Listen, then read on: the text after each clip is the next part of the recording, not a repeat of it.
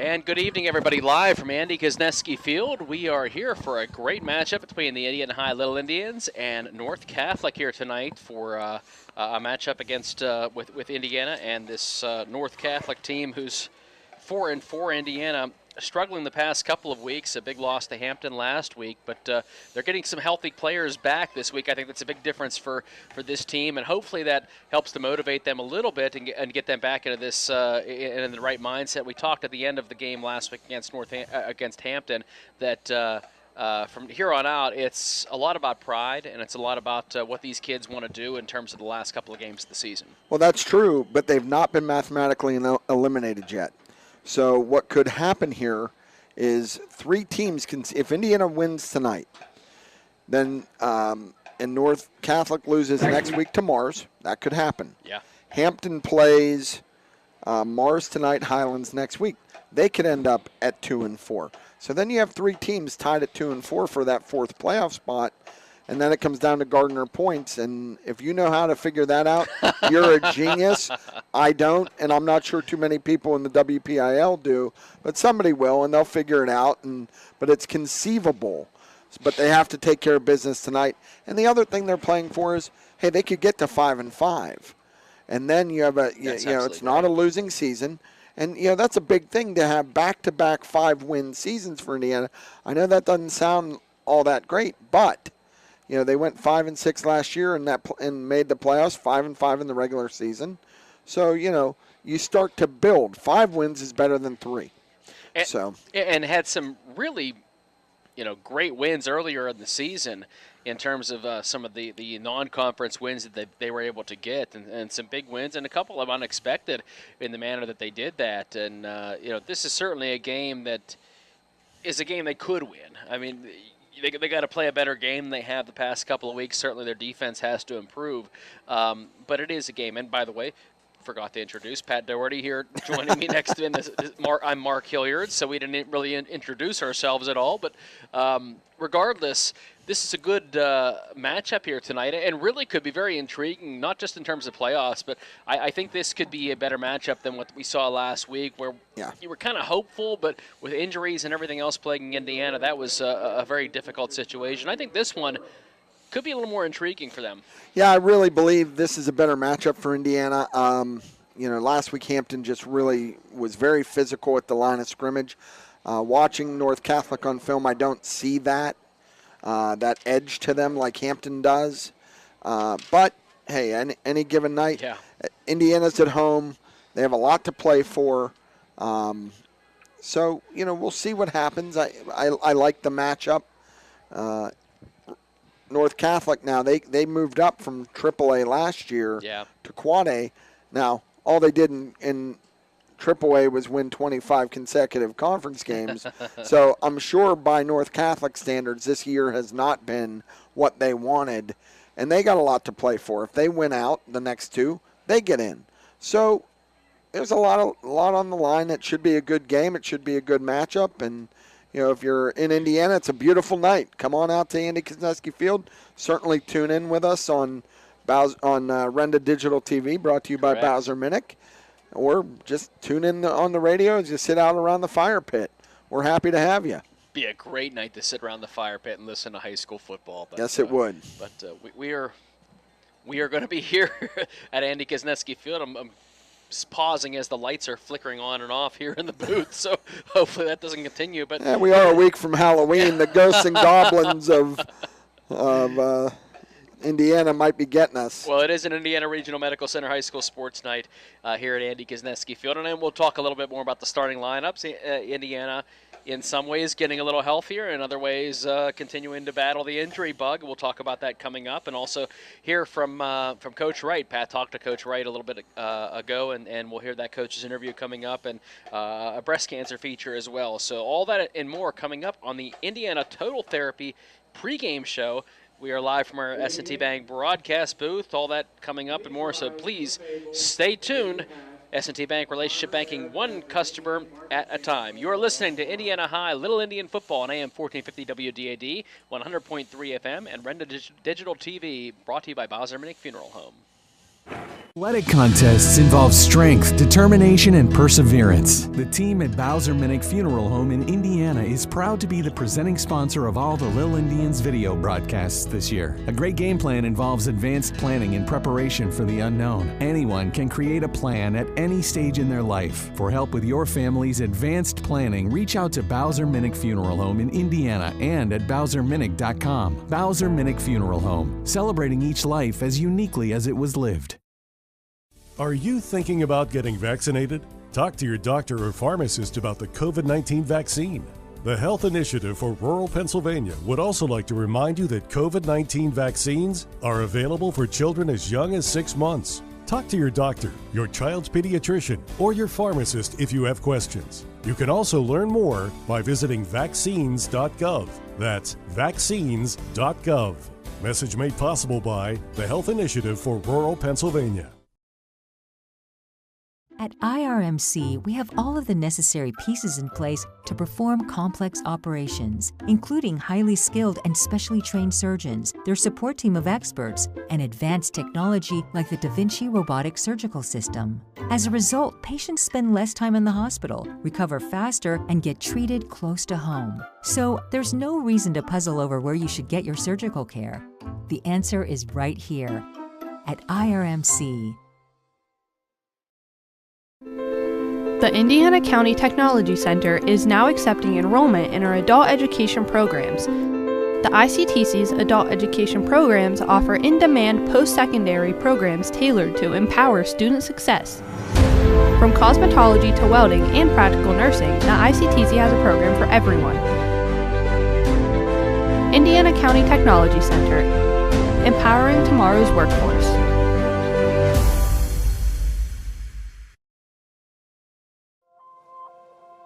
Business happens here, and here, and here.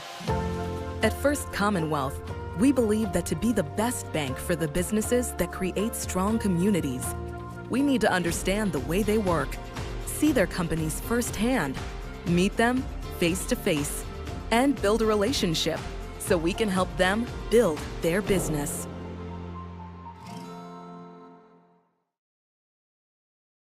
Recently voted Best Landscaping Company in Indiana County, Johnston Nursery Landscaping has been serving the area since 2002 in all phases of landscaping. J&L's primary focus is year-round property maintenance, driveway seal coating, excavation, and wholesale and retail Christmas tree sales. Let J&L take away the hassle of fall leaf cleanup and also help with those fall landscaping projects. It's a great time of year to work on those beautiful home projects. Check them out on Facebook, Johnston Nursery Landscaping. Luther Ford, one trusted name, two great locations. Right now at Luther Ford, order your new Ford and lock in 2.9% APR financing for 60 months, no matter when your new vehicle comes in. That's right, order your new vehicle now and your interest rate is locked in even if rates go up. Just stop in today and drive away in your new vehicle from Luther Ford. Luther Ford, two great locations, Homer City and Evansburg. Click on lutherford.com.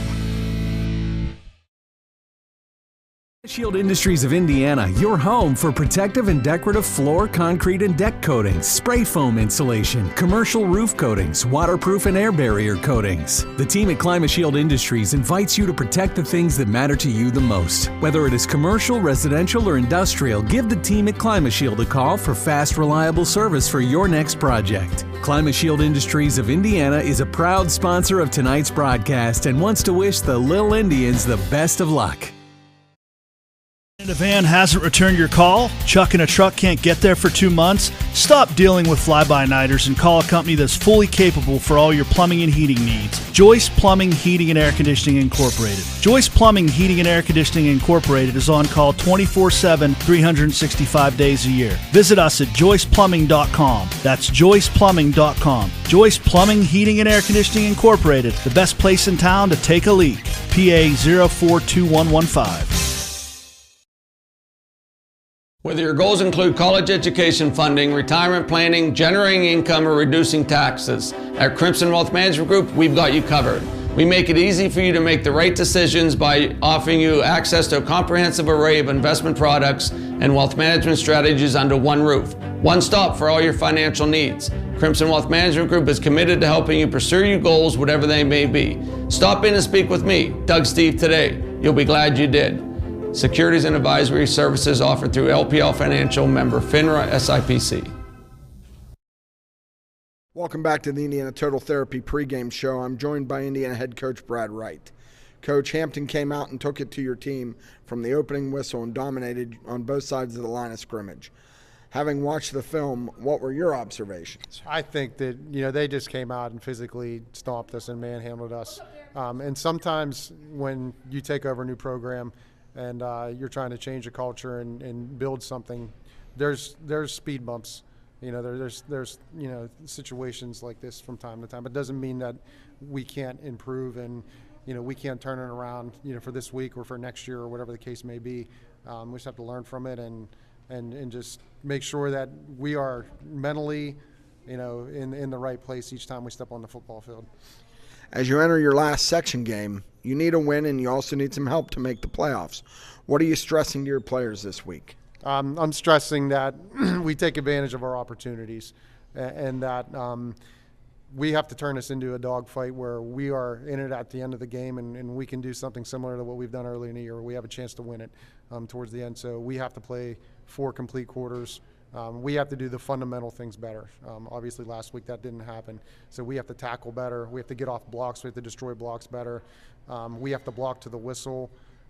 We have to execute our plays. We can't commit turnovers. We can't have penalties. We have to play very, very well and mistake-free football to win this Friday night. It's Breast Cancer Awareness Night at Kisneski Field, and your program's partnered with IRMC. Why is it important that your team participate in these type of community initiatives? Well, it's important that we do our part, too, to help raise awareness and to help raise money and just get the word out there that, cancer affects a lot of different people. I think everybody can probably say that they've had a family member that has suffered the ravages of cancer. I myself, my mother is a cancer survivor, so I know exactly what it's like, and it hits home very close. So I'd love to take part in these types of things and help out any way that we can. All right, so North Catholic comes to Kisneski Field. They're sitting at 2-2 in the section. They just came off a lopsided non-section loss.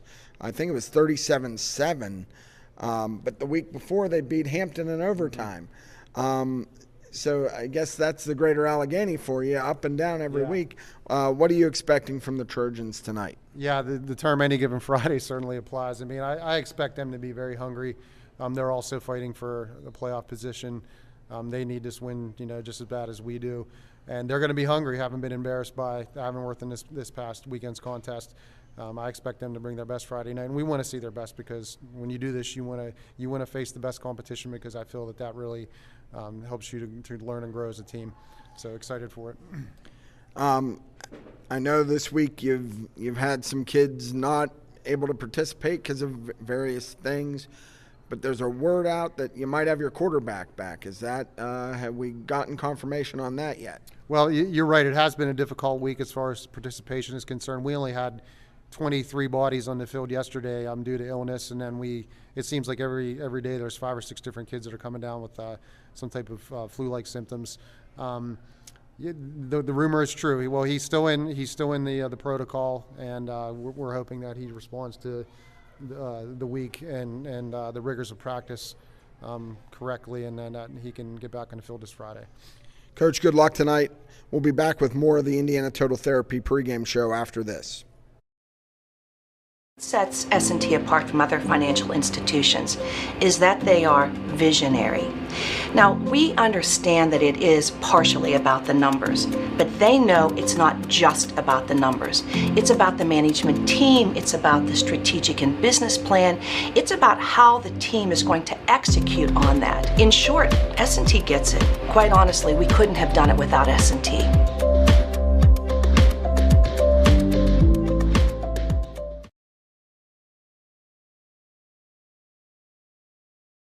The The ARC of Indiana County, working with the ARC of PA to find solutions to improve the lives of those with disabilities. The COVID-19 Health Disparities Initiative focuses on finding solutions that save the lives of those that are in need and deliver results to increase health equity for all individuals with disabilities now and in the future. If you are interested in learning more about this initiative with the ARC of PA and the Pennsylvania Department of Health, please go to arcindiana.org or the arcpa.org for more information, paid for in part by the Pennsylvania Department of Health.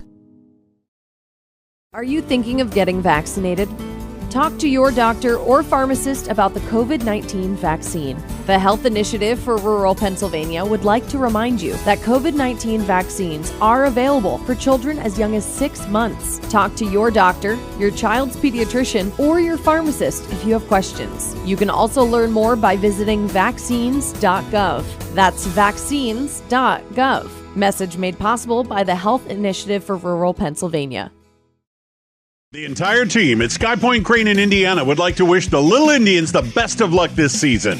Sky Point Crane offers professional crane service, rigging service, and 3D lift planning for the oil and gas industries, general construction, manufacturing, mining, and energy, and telecommunication. With expert advice, execution, and the top-of-the-line customer service, Sky Point Crane is an industry leader in Western Pennsylvania, Ohio, Maryland, and West Virginia.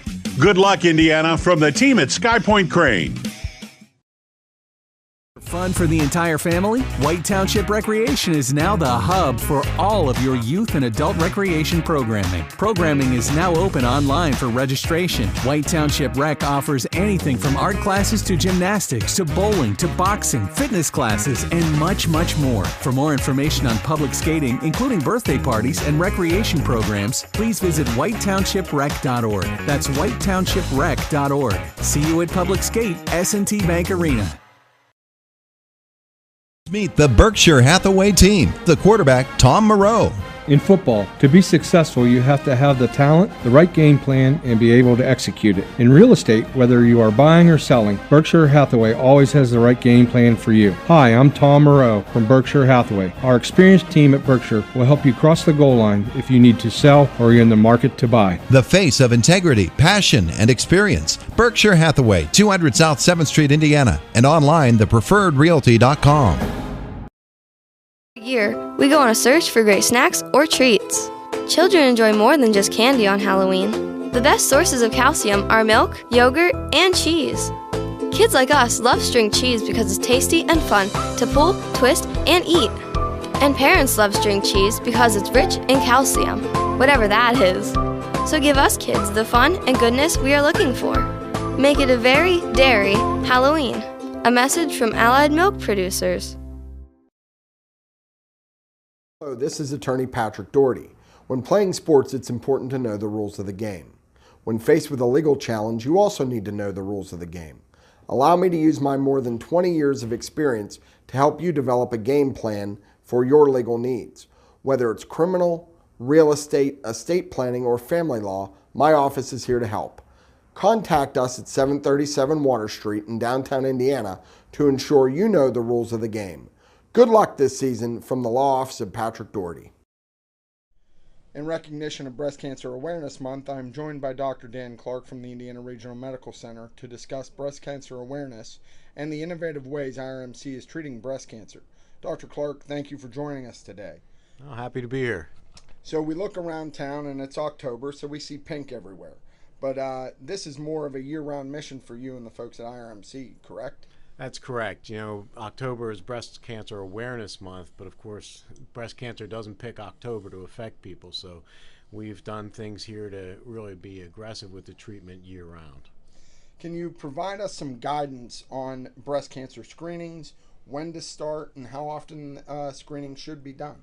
Absolutely. There recently has been some confusion about that because different recommendations came from different areas.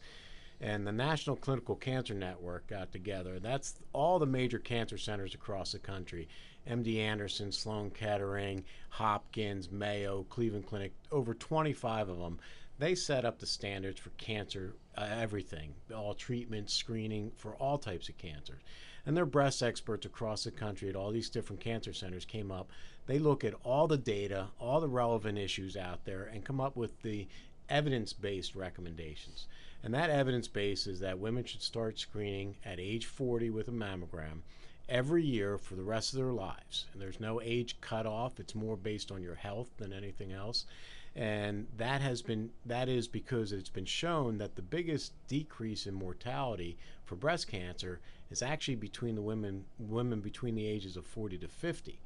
And so we've had more success and better outcomes in early screening than waiting till later in life. So is that why getting a routine mammogram is crucial? Absolutely. There's other studies that have come along, but nothing has replaced mammogram as far as the sensitivity for screening. There's breast MRI, there's breast ultrasound. They actually pick up far fewer things than mammogram does. We supplement mammogram sometimes with ultrasound and MRI, but right now the best thing we have out there is the 3D mammography for annual screening. And we have that here at IRMC?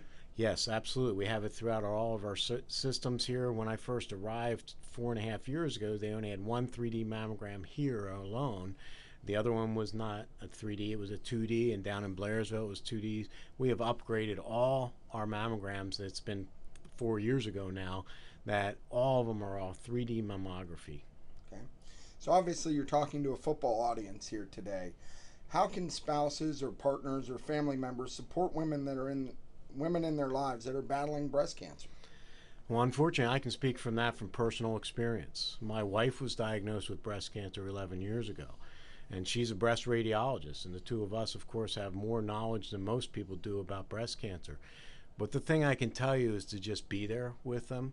I'm a busy surgeon. I took time off, and I was at the chemotherapy treatments with my wife. I was at her bedside when I needed to be. My kids, I was there for my kids. It affects the family. My kids were in grade school at the time. It was rough on the whole family. And it affects more than just the patient undergoing that. And I have to say that I did not have a full comprehension of how it affects the entire family until it affected us. So does that give you a better perspective as a surgeon and a doctor that treats patients? I think it really does. And I think my wife would tell you that it gives her, even though she's a breast radiologist and been doing it forever, it gave her a much more in-depth understanding, having gone through chemotherapy and surgery herself. So yeah, I think it's given me a much better, thorough understanding when it hits home like that. Now I really see what happens on the other side, not just in the office and in the hospital. Yeah. Why do you think it's important for IRMC to partner with, like we're talking about breast cancer awareness with football games, whether it's IUP, Indiana High School, doing those type of partnerships for community outreach? How does that help you here at IRMC?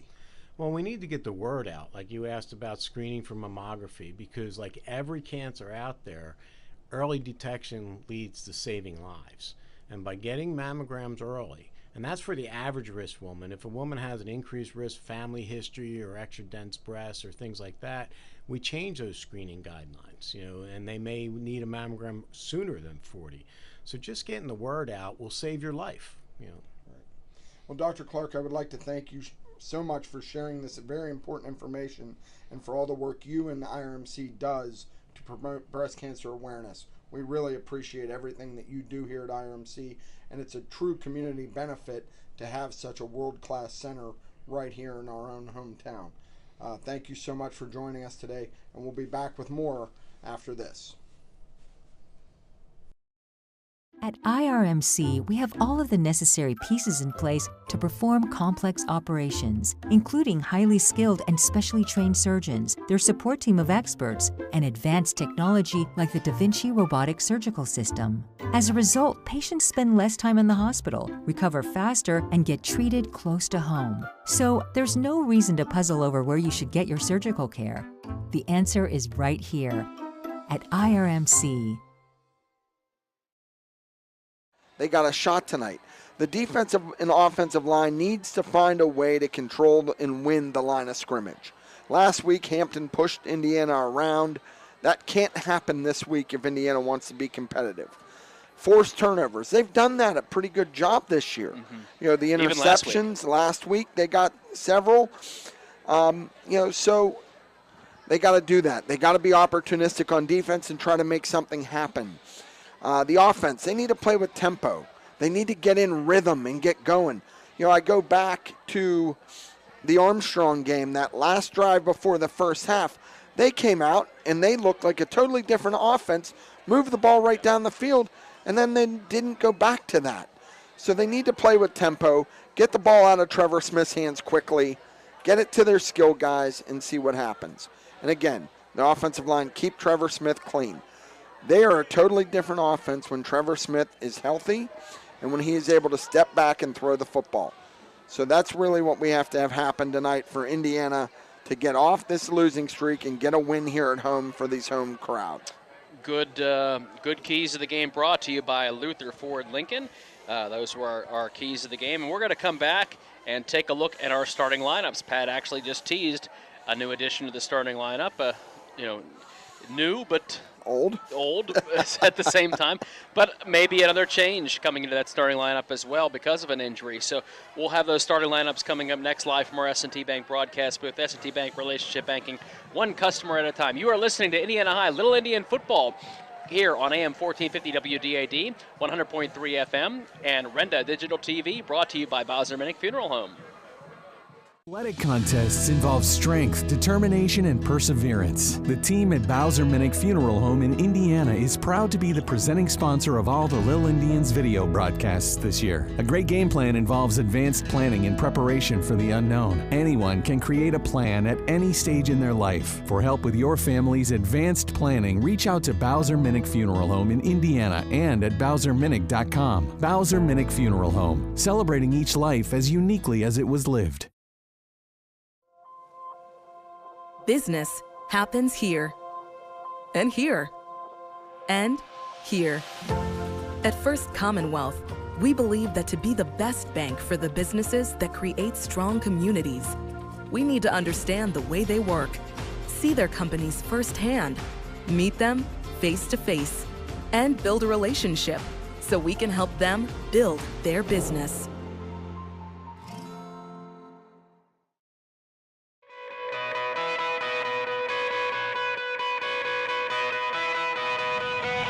At Diamond Medical Supply, we're always on your team. No matter your sport, you can count on our support. With braces, bandages, biofreeze, and so much more, all to keep you in the game. We're a winning care solution, no matter what you play.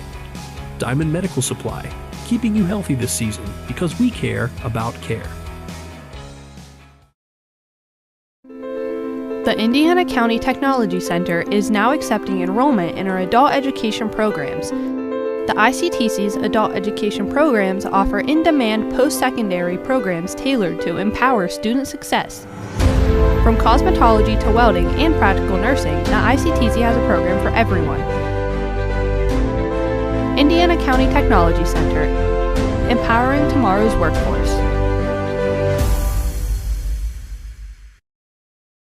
Shannon Lipniskus, Hutton Blues Insurance of Indiana, is proud to support high school football. I'm Jay Blues. You can't beat football season, and when it comes to your insurance needs, you won't beat the service we provide at Hutton Blues Insurance. Our family business has served Indiana and the surrounding counties for more than 3 decades. Once you do business with Hutton Blues Insurance, we'll make you a customer for life. So best of luck, area teams, from your friends at Hutton Blues Insurance in Indiana.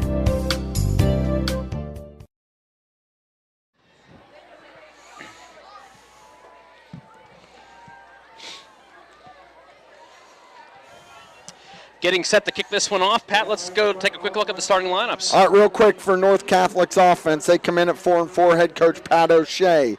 At quarterback, number 3, Caden Sarver. He's a junior, 6 foot, 225. The running back is number 13, Jack Fennell. He's a sophomore, 5'10", 185.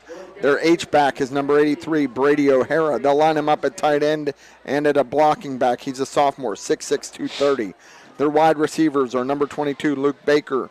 He's a 5'8", 170-pound junior. Also, number 2, Gavin Camody. He's a junior, 6 foot, 179. The other wide receiver is Chase Aguila, number 4. He's a junior, 6 foot, 186. Their line center is J.J. Iaquinta. He is a senior, 6'1", 263. At left tackle, number 70, Julian King. He's a 5'11", senior. Number 77 is the left guard, Justin Smith, senior, 6 foot, 258. At right guard, number 65, Oliver Gibson. He's a 5'10", 213-pound junior. And at the right tackle is Alex Gibson. He's a 6'3", 222 junior. That's North Catholic, and we'll try to get you Indiana as they go. We're about to kick off.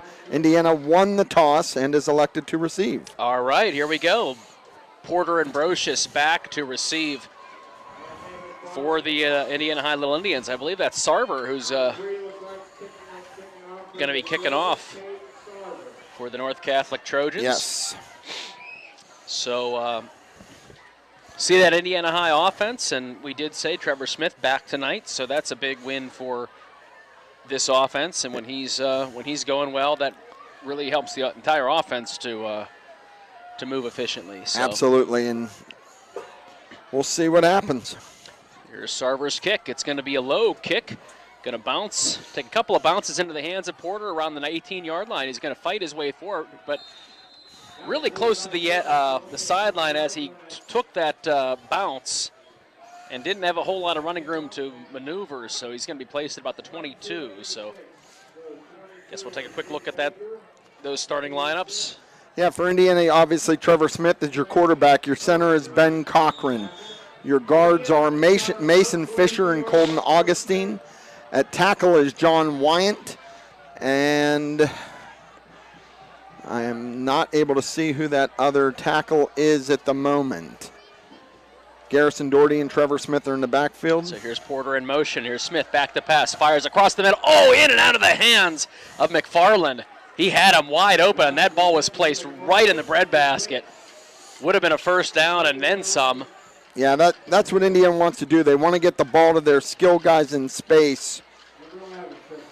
And McFarland coming across the field, a slant pattern for him, was wide open, had a step on his defender, and that was a great pass by Smith. Same formation here, 2 receivers split left, 2 split right. Here is Smith, fakes the handoff, and he is going to be tackled, actually going to lose a yard or two as he is dropped. That was actually McFarland. They went with a wildcat formation and put Smith out at a wide receiver. Good catch there. As they moved him out quickly. The gloves gave it away. Liam's wearing gloves and Trevor isn't. Well, Smith is back there now in the shotgun formation and has Garrison Doherty to his left. Here's Levi Porter coming in motion right to left. Trips receivers now to the left for Indiana. Here is Smith, drops back to pass. High pass play, intercepted by North Catholic, and that's going to be taken into the end zone for the touchdown. Boy, that's an interception in the worst possible place.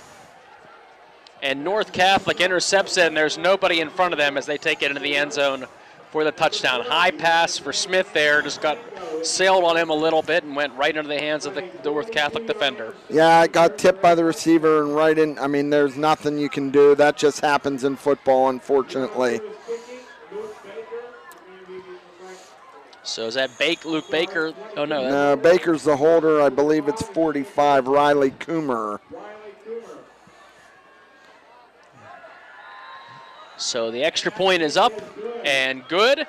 7-0 North Catholic after the pick 6 by the Trojans. We're going to come back with a kickoff right after this. You're listening to Indiana High Little Indians football, AM 1450 WDAD, 100.3 FM, and Rent the Digital TV presented by Bowser Minnick Funeral Home. The Coney Island Restaurant wishes all the Indiana football teams the best of luck this season. The Coney is proud to say it has served the Indiana community for over 88 years.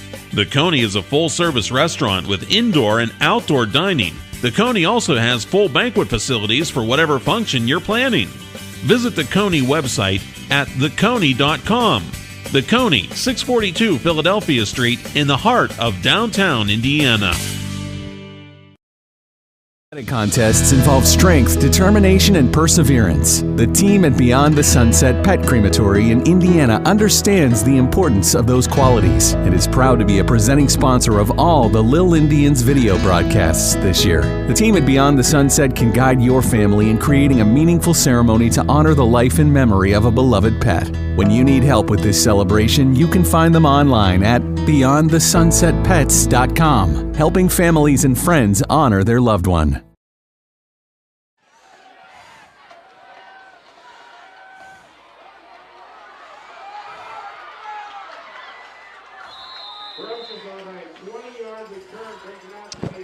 Ensuing kickoff here after the pick six, and Brocious takes it across the 25-yard line, now down near the 30-yard line where he's going to be pushed out of bounds.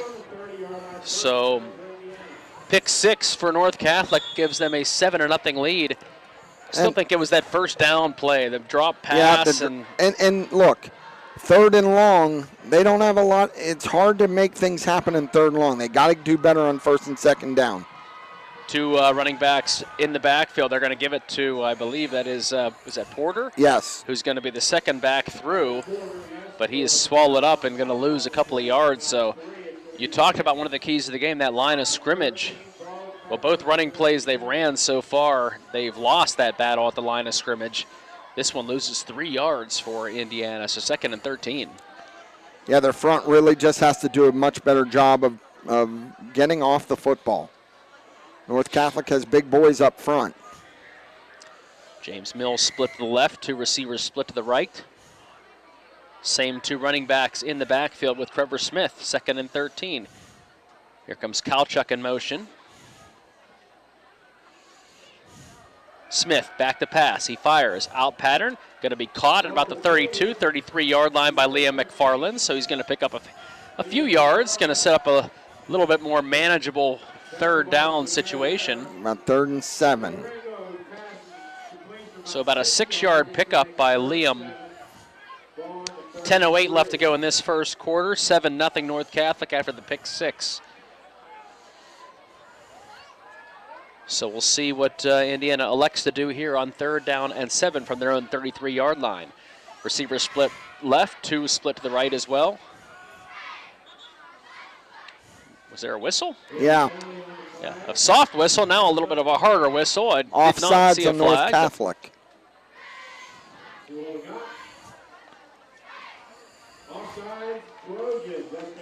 And so we do get a offsides on the defense. One of the things Indiana has been good with this season is drawing their opponents off sides. They've done that a number of times. Yes, they absolutely have. And now it's 3rd and 2.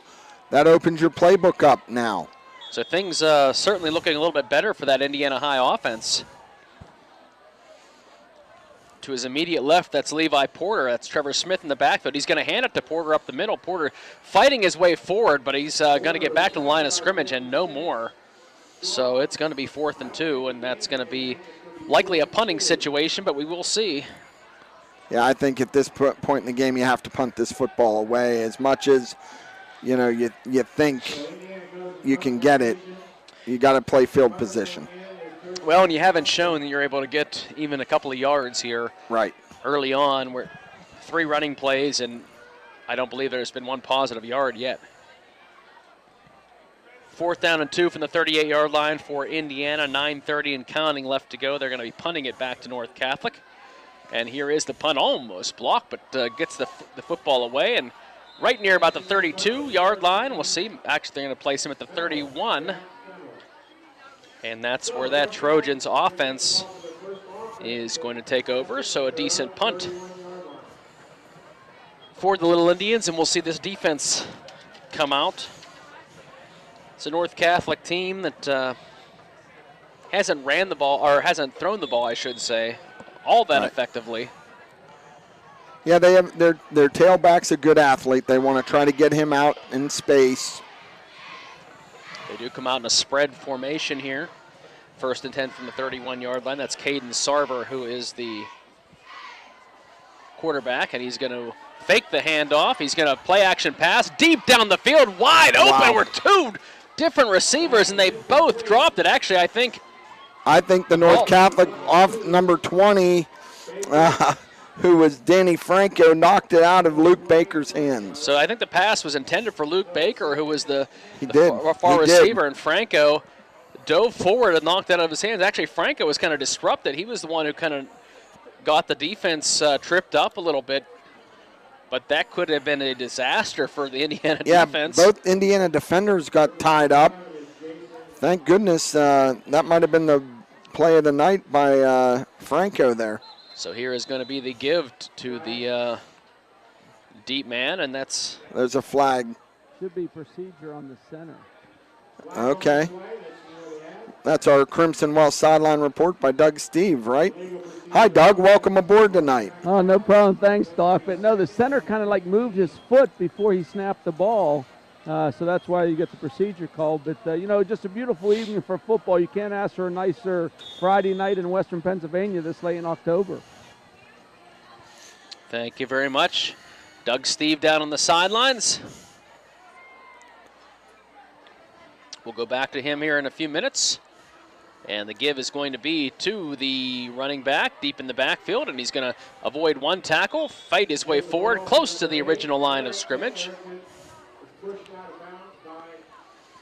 Still going to be setting up a third down here. Yeah, it's going to. Yeah, all they did was try to get out on the edge there. That was number 8 on the carry, Chase Arrington, and he's out. Looks like it's going to be about 13. 3rd and 13, so about a gain of 2. Arrington, the 5'11 senior. Tripp's receiver is split to the right on 3rd and 13 from their own 28-yard line, and the give is going to be to Arrington back up the middle. So just a straight dive up the middle for North Catholic on 3rd down. Yeah, He's only going to get about 5 yards, not nearly enough. That's going to set up a 4th and long.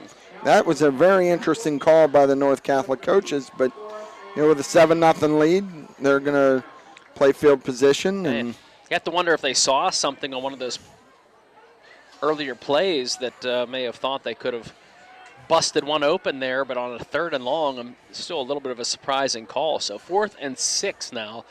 Indiana should be getting the football back here on the punt. 8:24 and counting as they trail 7-0. Indiana did get the football first. It was a pick 6. Low snap here is the punt. It is a low punt. Take a little bit of a North Catholic bounce to about the 34-yard line. That's where Indiana will take over. So 8:07 left to go here in the first quarter. And we'll see that Indiana High offense coming back onto the field. So really have not found a rhythm, especially on the ground so far in this football game, where they've struggled to be able to find any room for those running backs to be able to maneuver. I really think they need to get the ball out quickly to their wide receivers and get that quick offense going, like a 2-minute type of drill. Spread formation here. 2 receivers left, 2 right. Doherty, the lone back, situated to the left of Trevor Smith. Now he's going to move over to the right-hand side. So 1st and 10, and there's going to be a flag. Timeout, Indiana. Timeout, Indiana. We're going to take a 60-second timeout as well. 8:07 left to go in the first. 7-0 North Catholic. You're listening to Indiana High Little Indian Football, AM 1450 WD80, 100.3 FM, and Renda Digital TV. Every year, we go on a search for great snacks or treats. Children enjoy more than just candy on Halloween. The best sources of calcium are milk, yogurt, and cheese. Kids like us love string cheese because it's tasty and fun to pull, twist, and eat. And parents love string cheese because it's rich in calcium, whatever that is. So give us kids the fun and goodness we are looking for. Make it a very dairy Halloween. A message from Allied Milk Producers. Shield Industries of Indiana, your home for protective and decorative floor, concrete, and deck coatings, spray foam insulation, commercial roof coatings, waterproof and air barrier coatings. The team at ClimaShield Industries invites you to protect the things that matter to you the most. Whether it is commercial, residential, or industrial, give the team at ClimaShield a call for fast, reliable service for your next project. ClimaShield Industries of Indiana is a proud sponsor of tonight's broadcast and wants to wish the Little Indians the best of luck.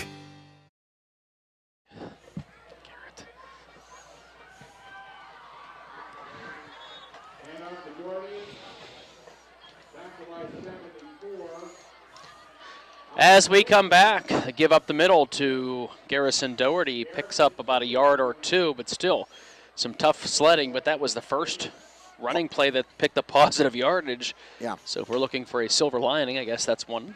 Yeah, I guess.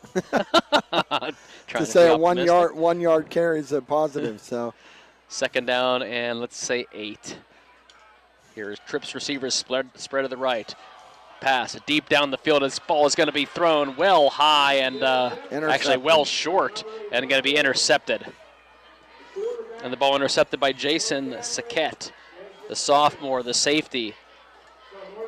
I'm not sure what Trevor Smith saw there, but the double coverage, safety help over the top as well, and the ball thrown, well, ball was underthrown.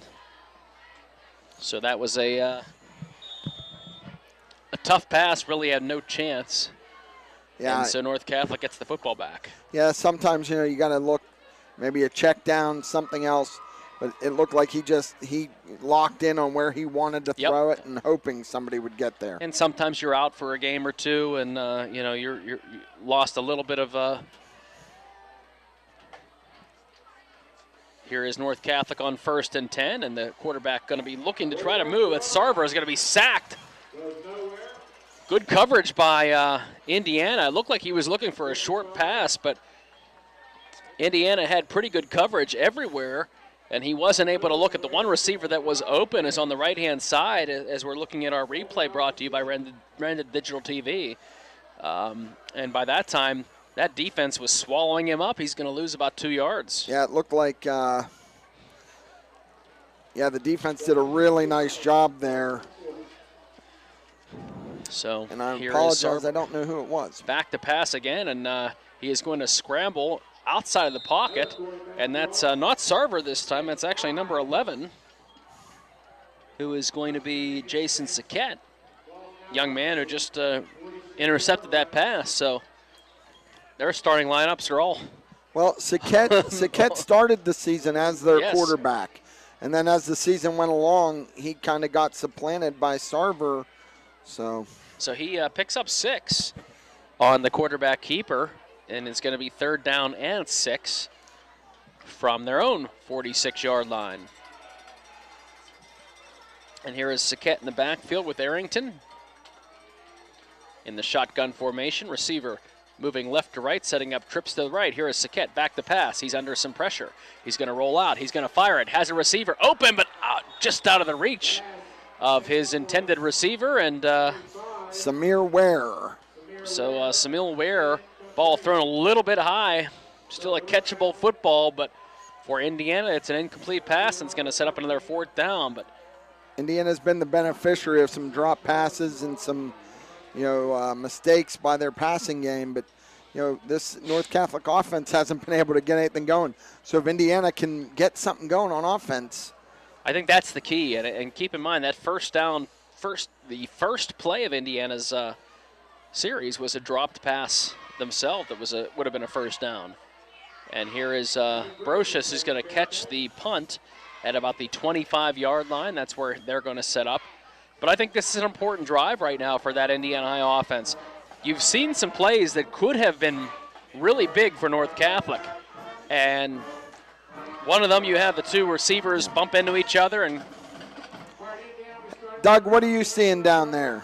Well, you know what? It's still the battle of the trenches right there, and right now North Catholic is winning that battle up front there in the front 7.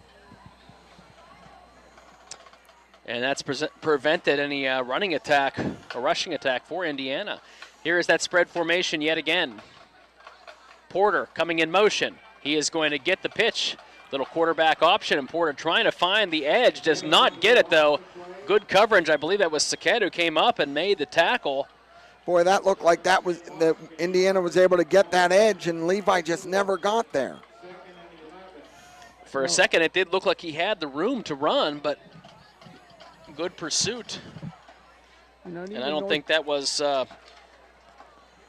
Saquette. I think that was Jack Fennell who came up and make that tackle, the sophomore 5'10" at cornerback. Here's the spread formation again for Indiana on 2nd down and 11. Indiana does trail 7-0. It is 5:50 left to go in this first quarter. Here is Trevor Smith back to pass. He's under pressure, fires across the middle, almost intercepted again. He was looking for Kowchuk across the middle and tipped. That time he was under pressure. It was Seamus Straub who got a hand on the football. Defensive end came off the corner and hit Trevor right as he threw it. And boy, were they Indiana lucky there, because if Straub catches that, he's gone. I don't think Trevor read him. Staying home, trips to the right. Now Smith is going to roll to the right. He fires it well over the head of his intended receiver, McFarland, so incomplete pass. And that Indiana High offense just very out of sync so far. They came out looking okay, dropped the initial pass, but Doug, what do you see down there? Well, you know, I think they're out of sync too because North Catholic's doing a lot of moving before the snap, and I think it's kind of confusing Indiana right now. Yeah, their front is very active. They're athletic up front, and Indiana just has to find a way to make the protection. I think you also got to give the quarterback a bit of a pass. He has not been playing for the past couple of weeks, so potentially a little bit out of rhythm. As then again, good pressure that time for. Oh, the ball is going to be bobbled by North Catholic on the return. Let's see who comes up with it. I think North Catholic got it back. It does look like they came back with a football, but ooh. That punt return went right through the hands of the North Catholic return man. I believe they did come back with the football, but could have been a huge break. Indiana has been awfully close with coming away with a couple of breaks here. Unfortunately for the Little Indians, they still trail 7-0, and now they got to play defense yet again. And if you're Indiana, you got to be a little more careful here on D because you're 2 passes away really from being down 3 scores. Yeah, and if I'm North Catholic, I'm looking to go back to that. Here's 2 receivers spread to the right for Saquette. He's got his running back spread deep. Receiver in motion, going to get the handoff as the deep man. Jack Fennell is going to get that handoff and fight his way forward, but actually he's going to lose a yard. Good pursuit by that Indiana defensive front. Yeah, that was a really nice job by Indiana to stay solid, and Kowchuk came up and made that tackle from his safety position on a little run blitz. So both teams struggling early on to run this football effectively. It's Jason Saquette in as quarterback in the shotgun formation. He's got trips receivers to the left on 2nd and 11 from his own 46-yard line. Little receiver screen. Going to fight the ball. Have his receiver. He's going to fight his way forward for almost a first down. It's Brady O'Hara. Looks like he got it. 6'6" sophomore is going to come close. Okay, so there is a penalty. O'Hara has a big body, 6'6". Doug, what did you see? Sideline warning against North Catholic. Okay, so the play will stand. Yeah. You know, guys, here we are. We're only not even 7 minutes in the game. We've already had 7 possessions between both teams in the first quarter. Yeah, that's the first offensive first down by either team, which is odd. It has been a long first quarter. Doug makes a very good point because we still have 4.5 minutes left, and it seems like this has been going on forever. We've switched possessions so many times. North Catholic now 1st and 10 from Indiana's 41-yard line. 2 receivers split to the right. Here is the man in motion, and the flag thrown again. Yeah, illegal motion on North Catholic. That is Luke Baker, who is the wide receiver going in motion, but this is going to go against the Trojans and going to push them back 5 yards. So, boy, both teams really struggling early on, and neither one seems to want to take control of this football game. I'll just keep hanging around. If you're Indiana, just keep hanging around till your offense can get going. 1st and 15 from the 46 for North Catholic. Here is Saquette in the backfield. He's got a receiver left to right in motion. Give is going to be the deep man. A little bit of running room up the middle. Crosses the original line of scrimmage. Crosses the 40 to about the 38-yard line. That's where he's going to be dropped. That's Jack Fennell again with the run, but going to set up about a 2nd and 8. Say 7.5. 3.5 minutes left. That was just a downhill run. Nothing fancy there. Same formation here for the Trojans. Fennell, the deep man in the backfield. Receiver moving right to left, and back in the backfield to make the stop. Ball. I believe that's Nygren. It was Nygren. It looked like he just shot that gap and made a tremendous play. Isaac read the play beautifully, shot the gap. That was going to be intended to be just another dive run to Fennell. Isaac Nygren got in the backfield, and a big loss. Going to set up a 3rd down and 11. So the running game for both teams just not very effective so far. Yes, both teams have really done a good job of stopping the run. Another big 3rd down here. Passing attack, a couple drop passes by North Catholic so far in this game, and here's Saquette dropping back to pass. Pump fake, throws across the middle. He does have his receiver. Bounces off one tackle, he's still on his feet. Down near inside the 10-yard line, down to the 5-yard line. And I believe that's number 2, Gavin Commody. Yeah, 6-foot junior who caught the pass across the middle, slant pattern, was wide open, a nice looking pass, and he was hit immediately, but bounced right off of the tackle, didn't wrap him up, and instead he's setting up 1st and goal from the 6. Garrison Doherty from the linebacker position ran all the way down to make that tackle deep in the secondary. Good hustle play by him. Tried to stick Commody as soon as he made the catch, but bounced right off of it. Here is going to be the give to Fennell. He's got some pressure in the backfield. He's going to fight his way past those, but only get about a yard on the play. Looked like Nygren was there again on the stop. So Indiana again getting some pressure in that backfield to prevent him to... Indiana really has to keep them out of the end zone here, limit to a field goal attempt. Spread formation now. Wyant also in the backfield. 2nd down and goal from the 5. Here is Saquette, back to pass. He's under pressure. He's trying to roll his way to the right, trying to find somebody running, and they're going to bring him down. Oh, they called a flag. Oh, and I was wondering if they were going to call a flag. It looked like he just grabbed his jersey. That is not a horse collar. And we're going to see on the replay here, it's Kalchuk who grabs him. He got his hand around the head, but he did not have it inside the jersey. That is not a horse. Oh, they called a face mask. They called a face mask. Boy, it didn't look like that from our standpoint. Now, in high school, it's not an automatic 1st down. So that'll put the ball down to the 3-yard line. Yeah, they would have stopped him behind the 5-yard line, but that face mask does push it forward. 2nd down and goal from the 3. We're going to get, well, let's see. What are we going to get here? 2nd down. It was not, no automatic 1st down.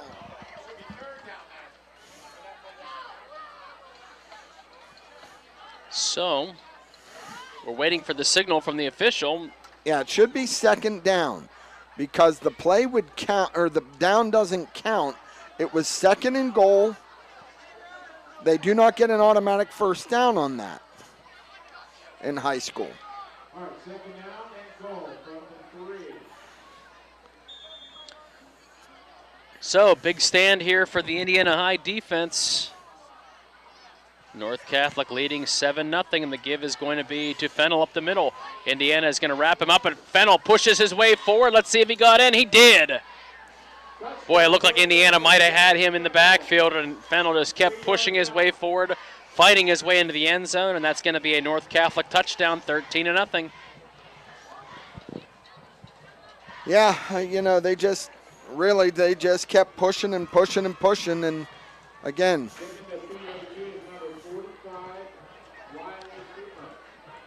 I think this is going to be a pretty important offensive possession for Indiana. Absolutely. Coming up here. Extra point is up. It is good. 14-0. You're listening to Indiana High Little Indian Football, AM 1450 WDAD, 100.3 FM. We're in that digital TV presented by Bowser Minnick Funeral Home.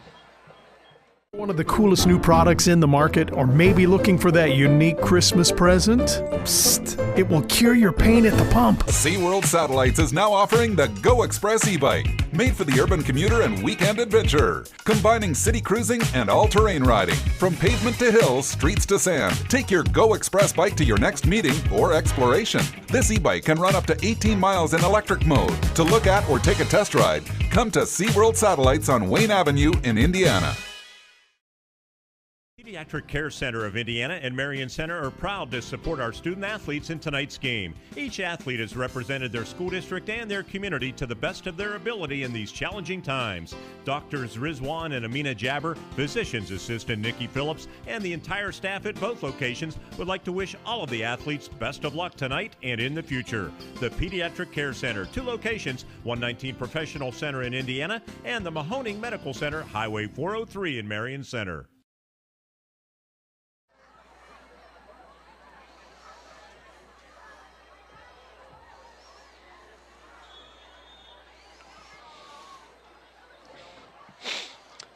So 3-yard run by Jack Fennell gives the North Catholic team a 14-0 lead. Here is going to be the kickoff. Going to be caught by the up man about the 29-yard line. Doug, let's go down to you. Okay, you know, the North Catholic Trojans, they have those nice uniforms just like the USC Southern California Trojans, but believe me, the size of some of those players out there, it may be they could be playing for the college team USC, but Indiana has its work cut out for them. I think down here on the field, North Catholic does have some speed on the outside, and that's giving Indiana fits trying to get the ball around the edge right there. Thank you, Doug. Crimson Wealth Management sideline reports. And a lot of this stems from the inability of the Indiana offense to really move the football. And here is Trevor Smith, fakes the handoff, rolls out to his right. He's under some pressure. He's going to roll out and find a little bit of running room as he crosses the 30-yard line.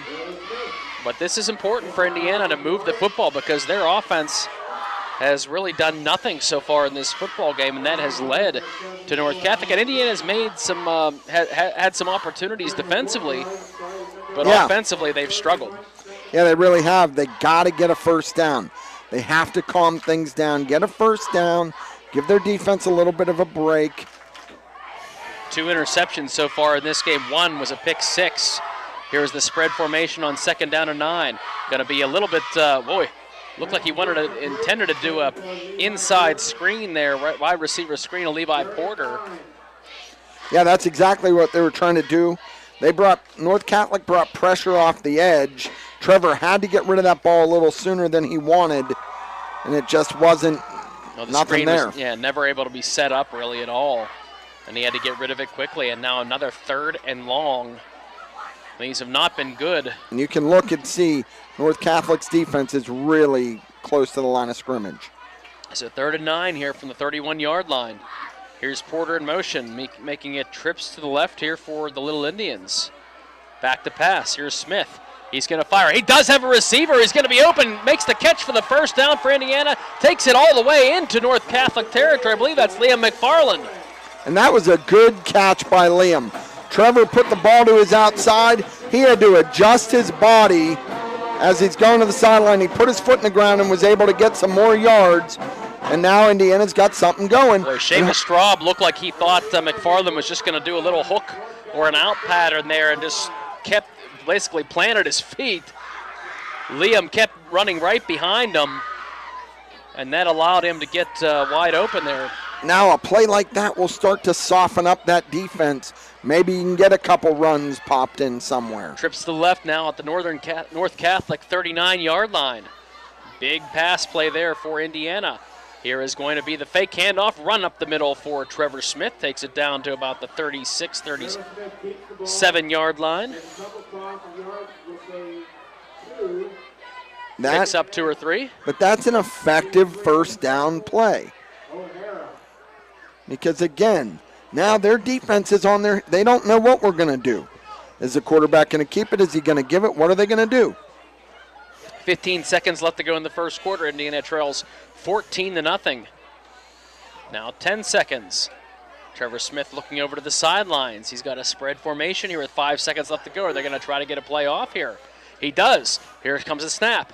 Drops back to pass. He looks to fire. Looks for Kalchuk, but that ball underthrown yet again for Trevor Smith, and it's going to be third down when we come back. First quarter is over. North Catholic leads Indiana 14-0. We'll come back with an Indiana third down. You're listening to Indiana High Little Indian Football, AM 1450 WDAD, 100.3 FM, and Renda Digital TV, presented by Bowser Minnick Funeral Home. Luxembourg's Jewelers, a proud supporter of all the area athletes, would like to wish the best of luck to all the Heritage Conference schools and, of course, the Indiana Little Indians this season. With 2 convenient locations, Luxembourg's Jewelers is the winning choice for gifts of any occasion. Show your school pride with gifts ranging from beautifully logoed coffee mugs, keychains, money clips, water bottles, and more. From the Indiana Mall to downtown Indiana, Hip, Jeff, and the Luxembourg's team wishes everyone an MVP season. Luxembourg's Jewelers is Indiana's jeweler. This is State Representative Jim Struzzi, and like most of you, I find myself ready to watch some Friday night football, and this season is no different. I want to wish all our area athletes, band members, cheerleaders, and all who participate the best of luck for a safe, successful, and fun-filled season. These games wouldn't happen without the support of the community, and as a parent, I know the importance of after-school athletics and programs keeping our youth's mind and body ready to tackle life's hardest lessons. From me and my staff, good luck, and I'll be rooting for each and every one of you.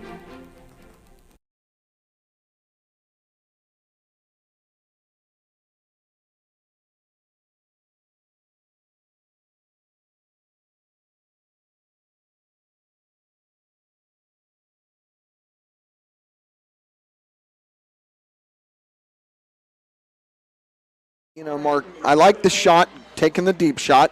That's going to soften North Catholic's defense up a little bit. This is definitely 4-down territory. 14-0 North Catholic. Indiana with their best offensive drive so far in this football game. Facing a 3rd and 8 from the North Catholic 37-yard line. Spread formation. Here comes Porter moving left to right. Smith in the shotgun, drops back to pass, fires it across the middle. It looks for the intended receiver. He had him, but again, that ball thrown a little bit high. Still was a catchable ball, but just off the mark again. You know, that might have been one of Trevor's better throws on the night. It was on his hands. It was a little high, but that's probably a catchable ball if all things are equal. 4th down now and 8. Let's see what the Little Indians do here. It's one you got to come down with, I think, if you're Indiana. Absolutely. But a good hard throw by Trevor Smith, and that ball was awfully close here. 4th and 8. Big play here early on. Same formation. Here comes Porter in motion. Ball is going to be a little screen pass to Doherty. Doherty makes one guy miss. Fights his way across the 30. Still fighting forward. He's going to pick up a first down. Good effort by Garrison Doherty on that screen pass to avoid the tackles and fight his way through another one. And there's a North Catholic player down on the play. So it's going to be a first down. We're going to take a quick time out. When we return, Indiana will have a first down. You're listening to Indiana High Little Indian Football, AM 1450 WDAD, 100.3 FM, and Renda Digital TV, presented by Bowser Minnick Funeral Home. Meet the Berkshire Hathaway team. The quarterback, Tom Moreau. In football, to be successful, you have to have the talent, the right game plan, and be able to execute it. In real estate, whether you are buying or selling, Berkshire Hathaway always has the right game plan for you. Hi, I'm Tom Moreau from Berkshire Hathaway. Our experienced team at Berkshire will help you cross the goal line if you need to sell or you're in the market to buy. The face of integrity, passion, and experience. Berkshire Hathaway, 200 South 7th Street, Indiana, and online, thepreferredrealty.com. This is State Senator Joe Pittman, wishing all of our student athletes and their families every success. Friday Night Lights are always exciting, and I recognize how important it is for students to be involved in activities, whether it be in athletics or the performing arts. I salute not only all of our students, but also all who guide them, on and off the gridiron, and I wish all of our hometown teams the best of luck this season. Indiana High sports fans, Gooden Associates Insurance Agency is just like you. They support Indiana High sports too. They're also proud to live in Indiana, where they help families like yours with auto, home, life, business, and farm insurance. Don't drop the ball. Get the professional coaching you need to win at life. Call Gooden Associates Insurance Agency at 724-465-8887. And go Indiana High Little Indians. Nationwide is on your side. Nationwide Mutual Insurance Company and affiliates, Columbus, Ohio. Subject to underwriting guidelines, review, and approval. We got paramedics coming out too.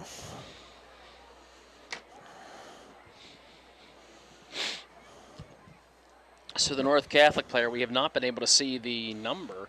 Still down on the field, and we've got the paramedics coming out here as well to take a look at him. Yeah, it looks like the athletic training staff from Indiana has come over as well. I'm not sure. I know there's a paramedic out there. And they're calling for the stretcher to come and get this young man. So, Doug, are you able to see a number? You know, I believe it's number 20, Danny Franco, the one that returned the pick six early in the game here, and he's in a lot of pain. They're looking at his right knee area, right leg. Looks like they're getting some air casts. So we don't want to speculate, obviously, but well, definitely lower body with the way they're the way they've been looking. Yeah, they're getting the air cast out. They want to immobilize that leg, and it looks like Dr. Shetty from Indiana Regional Medical Center is going out on the field now. I'm not sure if there's another physician on the field. Doug, did we have a physician on the sideline? Yeah, there was one. I believe they were on the sideline, too. He's in a black hat down there. I don't know which one that is, but he was there, and I think Dr. Shetty was just here at the game. Yeah. He came on the field as well here, so, and they're bringing in the stretcher. But it does look like a lower leg injury, lower leg injury. You know, we're really fortunate to have the relationship that we have with IRMC and with the Center for Orthopedics and, you know, the Indiana physician groups that they cover these games, and you know, they're going to do everything they can through the protocols. These are certified athletic trainers, paramedics from Citizens Ambulance. You know, they have a protocol what to do in these situations, and they're going to follow that protocol. So, well, and the young man looks. They have the stretcher out here for him to come out. So it was a first down, and that was a screen pass to Garrison Doherty. Good-looking play and certainly good effort by Garrison to pick up that first down. We didn't see how that transpired in terms of the injury We weren't itself. It was and the injury happened behind the play in the Indiana backfield. So I'm not exactly sure what happened there, but you know, you don't like to see this. This isn't, you know, these kids work their tails off and put a lot of effort in, and you sure don't want to see anybody, you know, injured and seriously injured. So, you know. So we're going to take a quick 30-second timeout while they tend to the young man and get him on the stretcher. Again, lower body injury to one of the North Catholic players. We believe it's Franco, who is down on the field. They're going to take him off the field. And while we do, we're going to take a quick 30-second timeout while they do that. It is 14-0 North Catholic, 11:47 left to go in the first half. Indiana has the football, 1st and 10 from the North Catholic 24-yard line. When we come back, you are listening to Indiana High Little Indian Football on AM 1450 WDAD, 100.3 FM, and Renda Digital TV, presented by Bosler-Minnick Funeral Home. At IRMC, we have all of the necessary pieces in place to perform complex operations, including highly skilled and specially trained surgeons, their support team of experts, and advanced technology like the Da Vinci robotic surgical system. As a result, patients spend less time in the hospital, recover faster, and get treated close to home. So there's no reason to puzzle over where you should get your surgical care. The answer is right here at IRMC. The Indiana County Technology Center is now accepting enrollment in our adult education programs. The ICTC's adult education programs offer in-demand post-secondary programs tailored to empower student success. From cosmetology to welding and practical nursing, the ICTC has a program for everyone. Indiana County Technology Center, empowering tomorrow's workforce.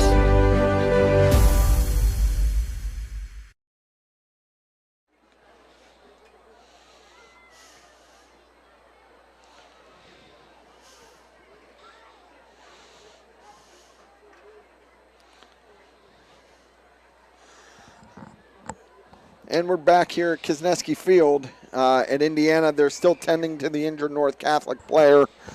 The medical team and Citizens Ambulance are out on the field taking care of this young man. Both teams are kind of huddled near their sidelines.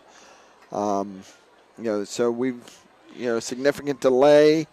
It is 14-0 North Catholic if you're just joining us at the 11:47 mark of the second quarter.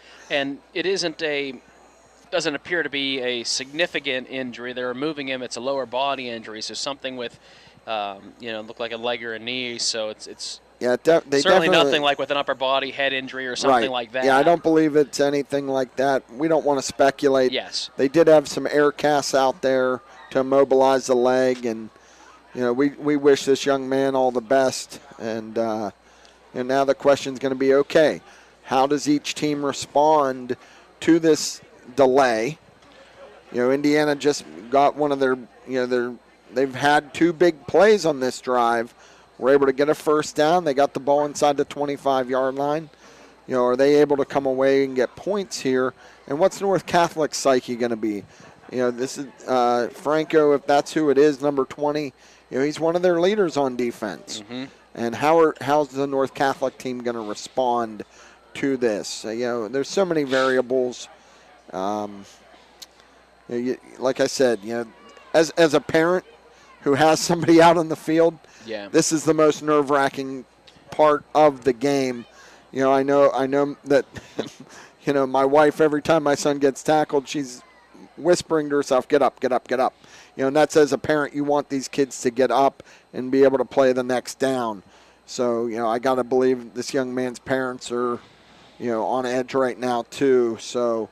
Well, and you don't want to downplay the injury. I mean, a lot of times if it's a leg injury, they'll help you off the field and tend to you on the sidelines. The fact that they went immediately and called for the paramedics and the stretcher, right? It likely could be a significant leg injury or something that was a break or something significant, because a lot of times you'll see them just try to help the young man off the field, but he could not even get up. Yeah, and you had the medical staff from North Catholic immediately on the field. Then Indiana's athletic training staff went out with the team doctors. And it didn't take long for them to signal the paramedics either. As soon as the doctor got out on the field, they were waving to the paramedics. So, like I said, they have a protocol and they know what they're doing. Doug, what do you know? All I know right now is, they're still immobilizing the right leg there, and they're getting they're trying to get him ready to get on the stretcher. But the other thing is, it used to be that they'd have to wait for another ambulance to come when this one leaves. I don't know if that's still the same protocol or not, but they're getting the stretcher in a position that they can lift the player onto the stretcher right now. So, again, it's not a head injury, anything of that sort, but it does look like a serious lower body leg injury. Well, they are getting him now. They have him up, and they're moving him onto the stretcher. So now it's just a matter of getting him off the field or rolling him off the field. And good job by both sides and the paramedics taking care of this and helping out that young man. And you hope that for his sake it's nothing significant, but certainly looks like it might be something that potentially could be a season-ending type of injury, especially at this point in the season. I mean, you only got a couple weeks left. Right. But I think, Pat, you brought up a good point. How does either team respond? Indiana is in the midst of their best offensive drive so far in this football game, and right in the middle of it, they get a first down, and it's a long pause for that offense. So how are they going to respond to this? Yeah, and, you don't know. I mean, both teams now, it's been at least, 10 minutes since the last play was made. And it's hard. You're standing around. You got to stay loose. And, you know, looks like there's his parents his coming out in the parents finally field are too. coming out, and you know, it looks like actually Dr. Shetty grabbed his jacket and is running out of the stadium. He's probably going to try to meet them up at the emergency department at IRMC, would be my guess. Again, you know, we're blessed in this community to have a regional medical center right here that is able to take care of situations like this. Not every community has that. And so, you know, we tip our hats to Citizens Ambulance, to IRMC, and, you know, hopefully they can get this young man stabilized. And, you know, and a couple Indiana coaches went out to, and now his team's coming over to, you know, so, and his head's up, like we said, it's absolutely lower body. So, I mean, you see some of these things and somebody being taken off on a stretcher. If you're just joining us, you immediately think the worst, like it was lower body or upper body and back or spinal or something like that. But this is not the case. It was absolutely a leg injury, something with the knee, leg. We don't know exactly. We don't want to speculate too much, but either way, they are getting him off the field. I imagine they're going to allow both teams to warm up to a quick stretch. If you're just joining us, Indiana took the opening kickoff, and on a third down play, it was a pick six. So the ball was thrown into the hands of the defender for North Catholic. Taking it in the end zone was 7-0.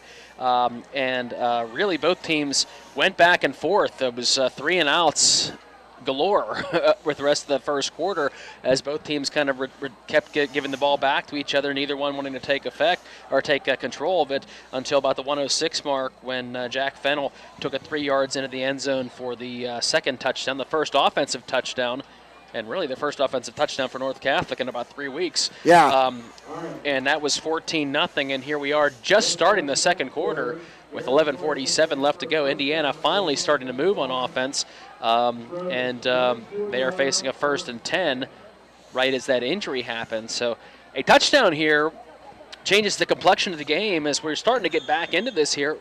And that time I believe that was me who knocked the lights off. But so here we are, 1st and 10 from the North Catholic 24-yard line, and Indiana spread formation. We're going to get started again. North Catholic showing a little bit of a blitz. Here is Trevor Smith back to pass. He's going to fire it. He has Garrison Doherty. Oh, and just a little bit underthrown. Similar pass. That time I believe that was me who knocked the lights off. Yeah, he had him. If that ball's out in front of him, that's probably a touchdown. I like the play call. And Trevor just had to get rid of the football very quickly as he was under intense pressure. And he made the right read, found Garrison, but just didn't put the ball where it needed to be. 2nd and 10. Same formation. Here is Porter going in motion. He's now going to go into the backfield. And Smith going to pitch the ball to Levi Porter. He's going to fight his way forward, but a lot of defenders there, including, I believe, that's Seamus Straub, number 56, who came up to greet Mr. Porter after about 2 yards. Yeah, so now you got another third and 8. You're in 4-down territory.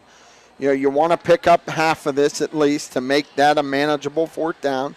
So it doesn't have to be a first down play, so you don't have to go for it all here as they go into that spread formation. And here is Smith. He's back to pass, has a little bit of time. He's firing into the end zone. The ball just well over the head of Levi Porter. Looked like some contact. Doug, what'd you see down there? It looked like he got pushed a little bit. There was some contact, but I think the referee made the right call. I think it was uncatchable. The contact was there around the ball, but the ball was over his head out of bounds. So I think that was the proper call. I think that ball needed to be thrown a little bit inside of the sideline. He threw that well out of bounds, and I think that's why there were no flags. Definitely contact on the play.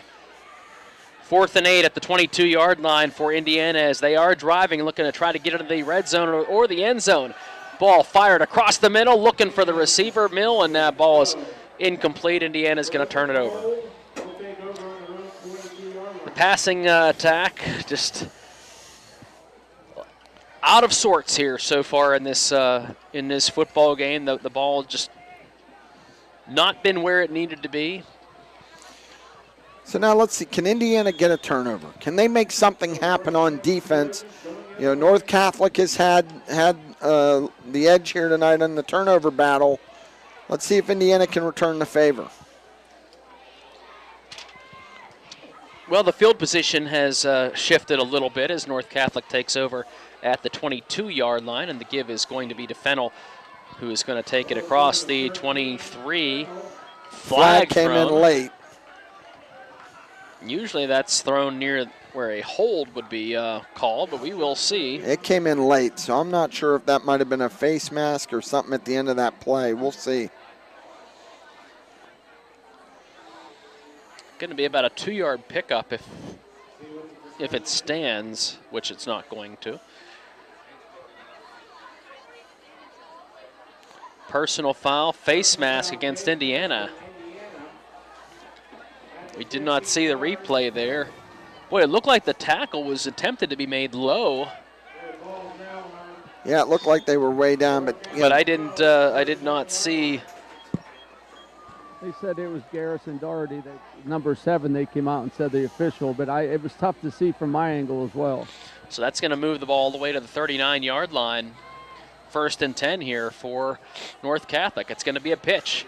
I believe that's Arrington who's going to find the edge, take it across the 45-yard line. He's going to pick up 5 or 6 yards on the first down carry. Yeah, they just ran a sweep there, got around the edge. The defensive end did not stay inside, and they were able to get the ball. That's a gain of, what, 8? Wow, it looked like he stepped out around the 45. They're going to move him all the way to the 47-yard line, so it's going to be 2nd down and about 2 yards. Again, you have to secure the edge, and if you get sucked in, that's a problem. That's Jason Saquette as the quarterback. Arrington is behind him. He's got a receiver in motion. Saquette's going to take the football himself and cross midfield, get the first down, and take it into Indiana territory. Now they say there's a fumble. Indiana saying they have the ball. Indiana and they do. Come up with the football. And as we see the replay, boy, it was really hard. I'm surprised the officials called that, because there was a scrum there, and it was really hard to see if the quarterback was even down. Well, but they did say that it was a fumble, and there was an official standing right nearby. Yeah, and as I said, can they turn the tide? Get a turnover. Carson Beatty with the recovery. Carson Beatty on the recovery. Thanks, Doug. So Indiana will take over now from their own 48-yard line. And the give is going to be up the middle and just swallow it up. And again, that line of scrimmage battle is being lost right now by Indiana as Julian King, number 70, comes into the backfield making that stop. So that's going to be a 3 or 4 yard loss. Yeah, they're putting it right at the 44, so that's a 4 yard loss. 2nd down and 14, and the running game still struggling really for both teams. Nowhere to go. I mean, they had 3 guys in the backfield as soon as he got the ball. And that pressure continues as they're with their passing attack. Got to find a way to give this offense a little bit of breathing room. 2nd down and 14. Here's Trevor Smith. He's going to give the football up the middle again. This time a little bit of positive yardage, but not a whole lot. 2 or 3 yards. Take it near that original line of scrimmage. And that was Levi Porter on that carry. So Porter pushing it forward. It's going to be 3rd down and 11. Still looking for this offense to. And Indiana still hanging in there. I mean, Pat, you said it earlier. Just hang in there. Allow this offense to kind of get into a rhythm. That just hasn't happened at all yet. Here is Smith. He's back to pass. He is going to tuck the football away. Spins away from one tackle. Crosses midfield. He's going to be hit hard though, as he is dropped right at midfield is where they're going to spot him. So really only picked up about 3 or 4 yards. Going to be a 4th down carry.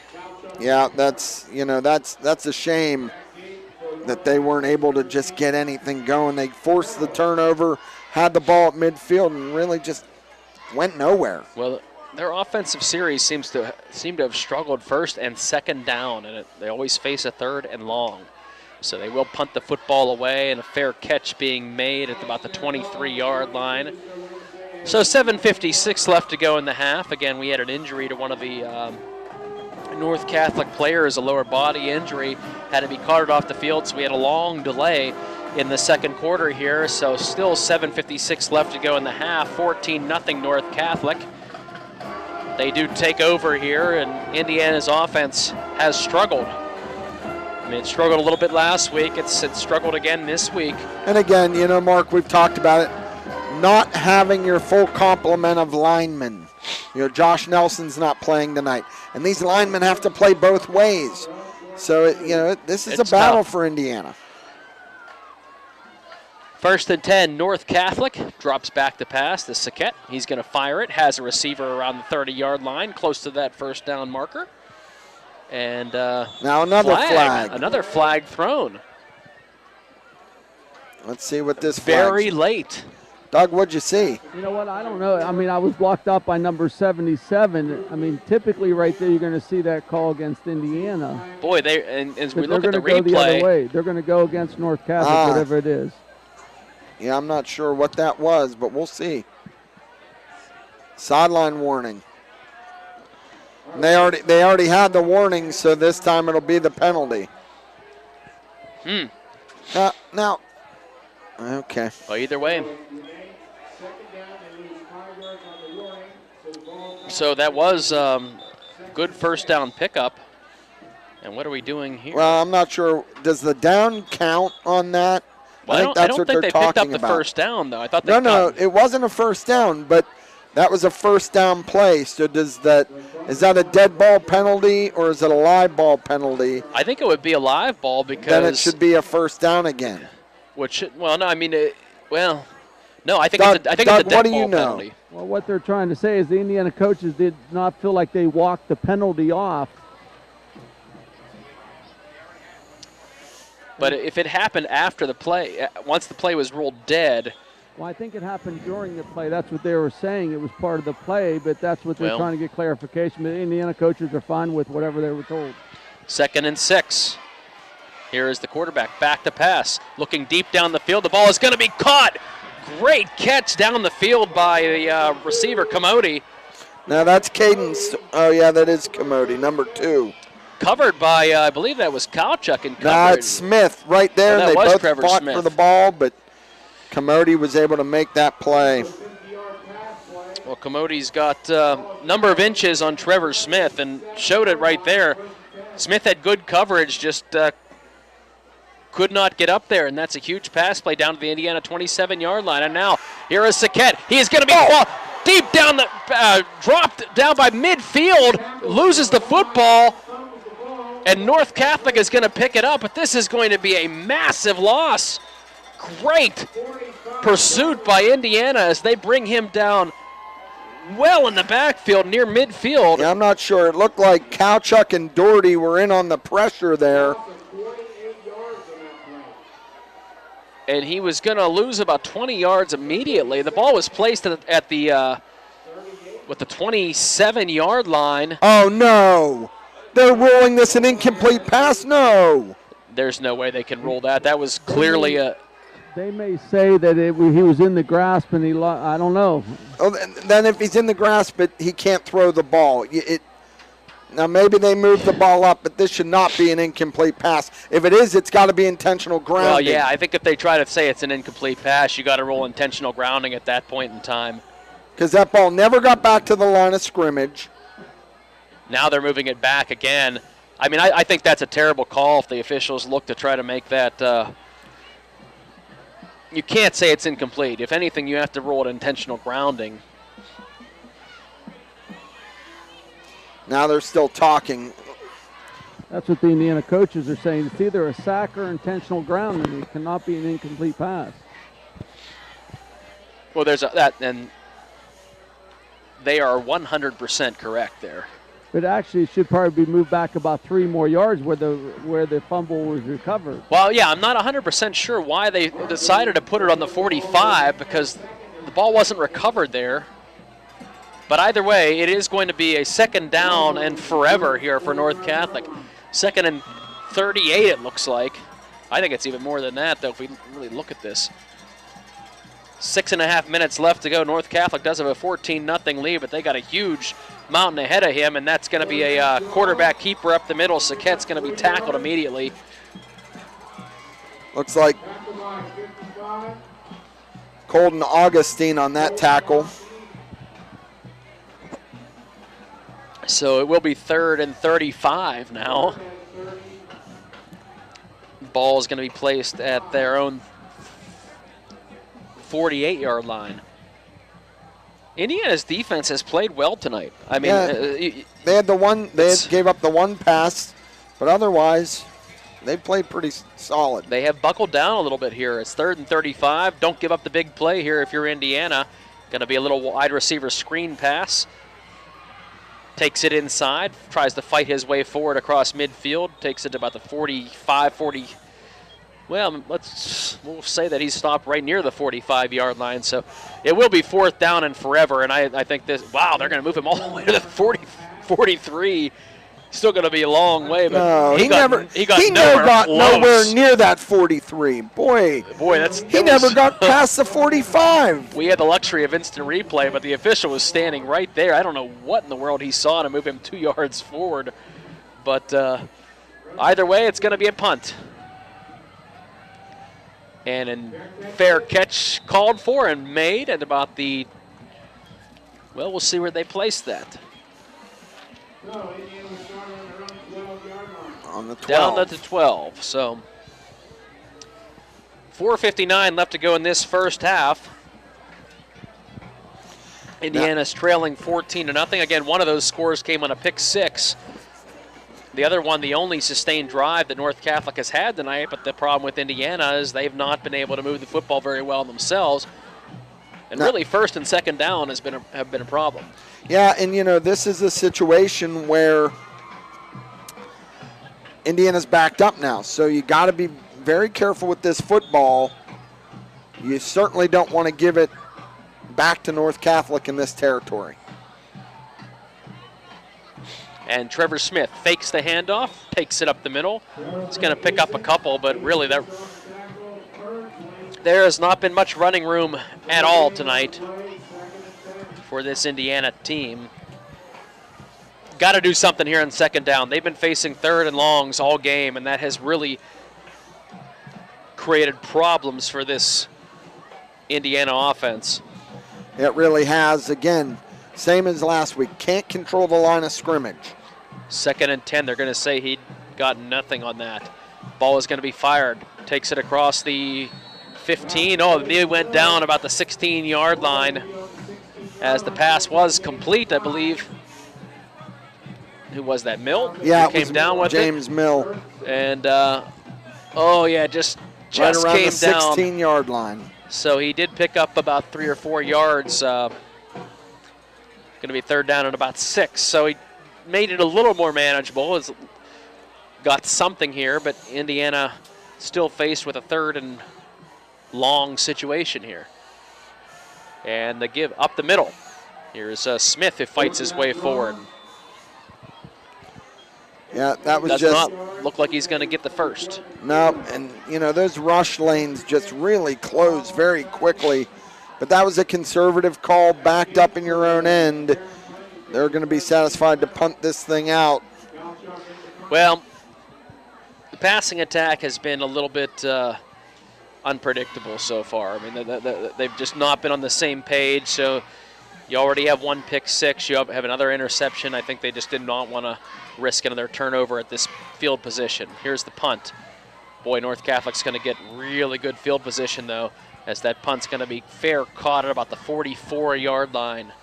Right now you have North Catholic. They have the ball here to end the first half. They're also going to receive the second half, so it's imperative that Indiana defensively hold them right here. 3:07 left to go, so plenty of time if you're North Catholic to. But their offense really has not moved the football well, other than the one touchdown drive. They've missed a couple of opportunities, but Indiana's defense has held tough. They're going to have to do it again, though, and really, if you're the defense, Would love for your offense to start making something happen. Well, make something happen on defense. Trips to the right. Here for the Trojans. Looking for that running back screen. Fires it right over the top of the defender. Is going to pick up a first down. Kalchuk was right in the backfield, but got caught a little bit inside, and then ball thrown over his head. And Indiana brought a double-edge blitz. They brought Kalchuk off the front side and Doherty off the backside and just set up that running back screen, and he was able to just pick up a nice chunk. And Anthony read the play very well as he got inside and just got a little bit too far inside of the running back as the ball thrown over his head, and that's a first down to the 30-yard line for the Trojans. First down and 10. Here is Saquette. He's going to roll off to the left. Finds some running room. He's going to pick up a first down and a little bit more. Down inside the 10. And Saquette is going to finally be brought down. They're actually going to spot him and say he was down about the 11-yard line. But a quarterback keeper because nobody was open down the field, and he had the space to be able to run and take the ball all the way down. And that really looked like that was a designed run, though, Mark. It didn't look like he was looking to throw, but it is what it is. 12-yard line for the North Catholic Trojans. Receiver in motion. The give is going to be up the middle. Here's the running back. He fights his way forward, gets some running room inside the 10-yard line. It's going to be stopped before he gets to the 5. That's Arrington. It's going to be about a 6-yard pickup for the senior. Minute 50 to go here. North Catholic leading 14-0. They are driving. The ball placed in the 6-yard line. It is 2nd and 4, so they could pick up a first down theoretically. Receivers split to the right. Here is the give again up the middle. Some opening running room, and he's going to make 2 defenders miss, and Arrington is going to take it into the end zone. Is there a flag? Well, you know what? Evan Brocious got pushed, his hands on the back. I mean, there should have been a flag right there, but it wasn't there. There might be one on the other side. It's going to be a hold on North Catholic. That's coming back. So they are going to call the flag there and say that there was a holding call. And it's a shame for North Catholic. Arrington, it's a hard run. He made 2 defenders miss, and that had nothing to do with the penalty.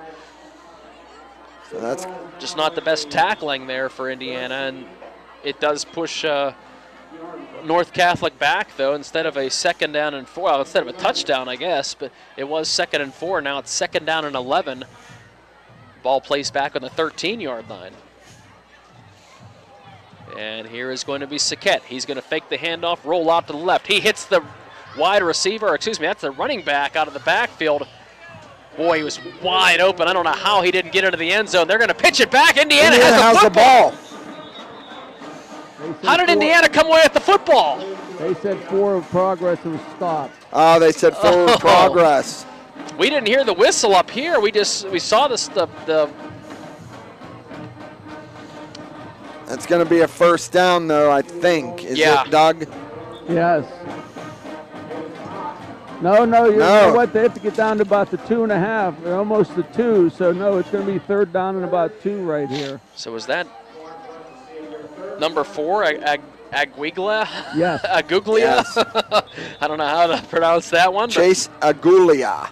And there's going to be a timeout. Okay, well, either way, we're going to take a look at this one with under a minute left to go. Big play coming up. Timeout in the field. We'll be back after this on AM 1450 WDAD 100.3 FM. Rent the digital TV. Back after this. Here, we go on a search for great snacks or treats. Children enjoy more than just candy on Halloween. The best sources of calcium are milk, yogurt, and cheese. Kids like us love string cheese because it's tasty and fun to pull, twist, and eat.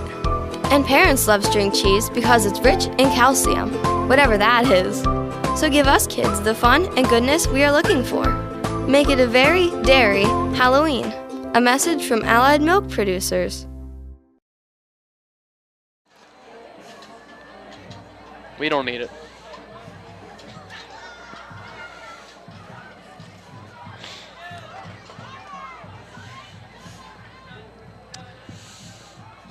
3rd down and 2. Ball placed on the Indiana 5-yard line. North Catholic is leading 14-0, and there's 57 seconds left to go in the half. So still 2 timeouts, so that's not the issue. North Catholic only has one now. One timeout, but either way, have more than enough time to at least pick up a 1st down. It's the matter of Indiana making a big stop here and seeing if they can force a 4th down. Yeah, Maybe both teams have 2. Okay, Indiana called the timeout previously. So here, North Catholic up to the field really quickly, fumbled the snap, and they're going to say that the ball was down here as we take a look at the instant replay on Red Dead Digital TV. He fumbled the snap, fell on the ball at about the 4-yard line.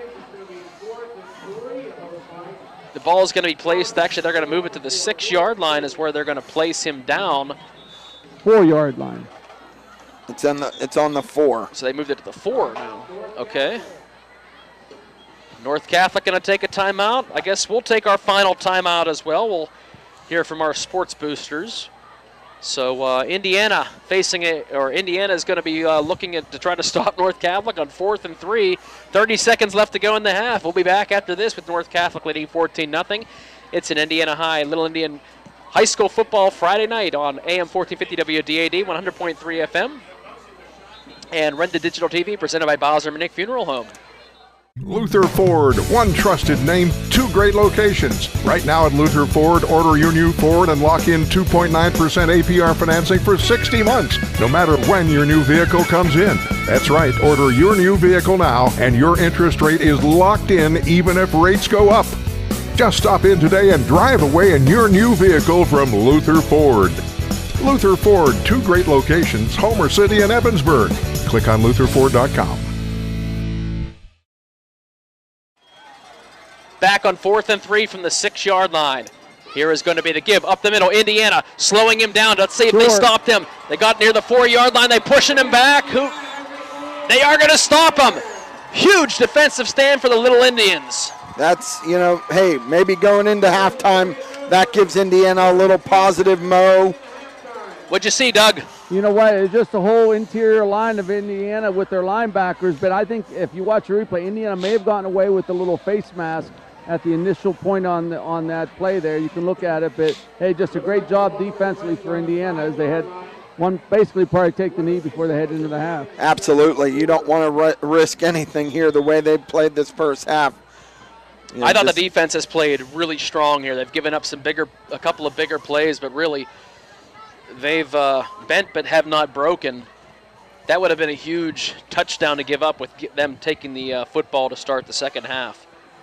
And so Indiana is going to take a knee. But let's see if they can gain some momentum after that big defensive stand. It is going to be 14-0. North Catholic taking the lead into the half.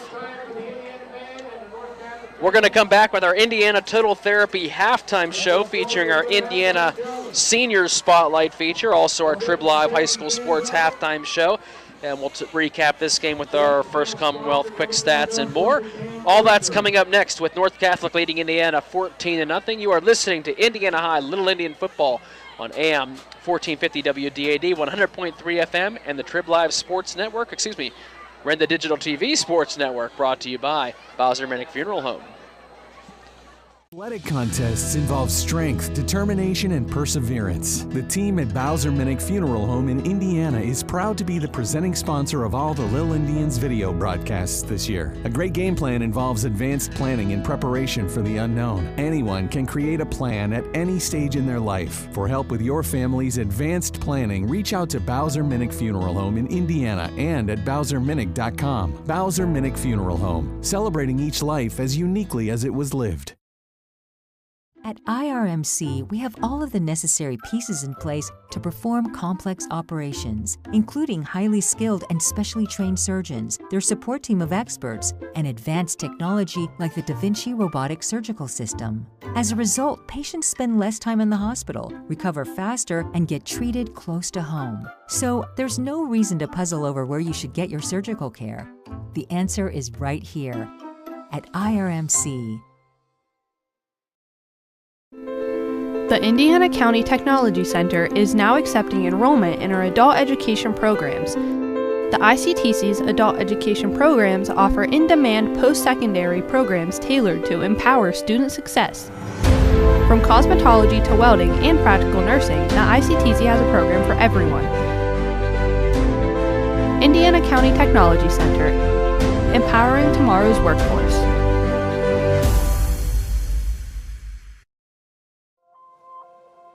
Business happens here, and here, and here. At First Commonwealth, we believe that to be the best bank for the businesses that create strong communities, we need to understand the way they work, see their companies firsthand, meet them face to face, and build a relationship so we can help them build their business. Meet the Berkshire Hathaway team. The quarterback, Tom Moreau. In football, to be successful, you have to have the talent, the right game plan, and be able to execute it. In real estate, whether you are buying or selling, Berkshire Hathaway always has the right game plan for you. Hi, I'm Tom Moreau from Berkshire Hathaway. Our experienced team at Berkshire will help you cross the goal line if you need to sell or you're in the market to buy. The face of integrity, passion, and experience. Berkshire Hathaway, 200 South 7th Street, Indiana, and online, thepreferredrealty.com. Shannon Lipniskus, Hutton Blues Insurance of Indiana, is proud to support high school football. I'm Jay Blues. You can't beat football season, and when it comes to your insurance needs, you won't beat the service we provide at Hutton Blues Insurance. Our family business has served Indiana and the surrounding counties for more than 3 decades. Once you do business with Hutton Blues Insurance, we'll make you a customer for life. So best of luck, area teams, from your friends at Hutton Blues Insurance in Indiana. The Coney Island Restaurant wishes all the Indiana football teams the best of luck this season. The Coney is proud to say it has served the Indiana community for over 88 years. The Coney is a full-service restaurant with indoor and outdoor dining. The Coney also has full banquet facilities for whatever function you're planning. Visit the Coney website at theconey.com. The Coney, 642 Philadelphia Street in the heart of downtown Indiana. Shield Industries of Indiana, your home for protective and decorative floor, concrete, and deck coatings, spray foam insulation, commercial roof coatings, waterproof and air barrier coatings. The team at ClimaShield Industries invites you to protect the things that matter to you the most. Whether it is commercial, residential, or industrial, give the team at ClimaShield a call for fast, reliable service for your next project. ClimaShield Industries of Indiana is a proud sponsor of tonight's broadcast and wants to wish the Lil Indians the best of luck.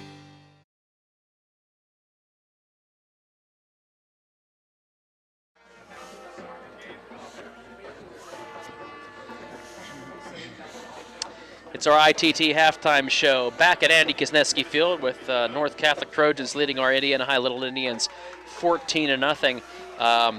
Really, this game's a lot closer than that score may indicate. That first series, it was a pick 6 by North Catholic, and then really one, let's say 2 offensive drives by the North Catholic Trojans. Right. One led to a touchdown. The other one stopped at the end of the half. But I thought the Indiana defense really played tough for most of that first half. Indiana offense have to find a way to get it going because they really struggled. I think that's why it's 14-0. But this game really is closer than that score may indicate. Yeah, I mean, and Indiana had the ball inside the 25. You thought they might have something going. They picked up a couple first downs, and then they just stalled out and turned it over on 4th down. So, you know, if Indiana can find any offense, and we knew coming in North Catholic's got a very good defense. They're athletic, they run to the ball, the holes close quickly, and they're pretty strong up front. Indiana just has to find a way, you know, pop another one of those screen passes, get the ball out quick. You know, sometimes, okay, the run's not going to happen up the middle, throw that quick screen route and get 3 or 4 yards. That's just as good as a running play. Trevor Smith, though, there in the last offensive drive, took a couple big hits. You really don't want to see that. No. You know, with him coming back off the concussion, you know, you want to, as I said in the pregame, keep him clean. So, you know, but they're 1 or 2 plays away right now from getting right back in this game and putting some pressure on North Catholic. Our ITT halftime show is going to continue. When we come back, we're going to hear the Indiana Senior Spotlight feature, brought to you by the White Township Recreation Complex. And following that, we'll hear the Trib Live High School Sports halftime show. So we're going to take a quick time out here, and we'll be joining you right before the second half kickoff after all these features are finished. But we'll take a break with the ITT halftime show, and our Senior Spotlight feature by White Township Rec Complex is coming up next. North Catholic leading Indiana 14-0 at the half. It's Indiana High Little Indian Football, AM 1450 WDAD, 100.3 FM, and Renda Digital TV, presented by Bowser Manick Funeral Home.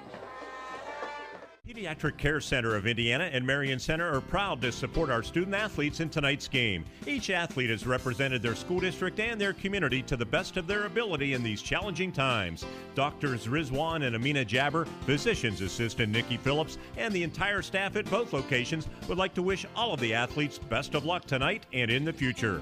The Pediatric Care Center, 2 locations, 119 Professional Center in Indiana and the Mahoning Medical Center, Highway 403 in Marion Center. This is State Senator Joe Pittman, wishing all of our student athletes and their families every success. Friday Night Lights are always exciting, and I recognize how important it is for students to be involved in activities, whether it be in athletics or the performing arts. I salute not only all of our students, but also all who guide them, on and off the gridiron, and I wish all of our hometown teams the best of luck this season. Recently voted Best Landscaping Company in Indiana County, Johnston Nursery Landscaping has been serving the area since 2002 in all phases of landscaping. J&L's primary focus is year-round property maintenance, driveway seal coating, excavation, and wholesale and retail Christmas tree sales. Let J&L take away the hassle of fall leaf cleanup and also help with those fall landscaping projects. It's a great time of year to work on those beautiful home projects. Check them out on Facebook, Johnston Nursery Landscaping. This is State Representative Jim Struzzi, and like most of you, I find myself ready to watch some Friday night football, and this season is no different. I want to wish all our area athletes, band members, cheerleaders, and all who participate the best of luck for a safe, successful, and fun-filled season. These games wouldn't happen without the support of the community, and as a parent, I know the importance of after-school athletics and programs keeping our youth's mind and body ready to tackle life's hardest lessons.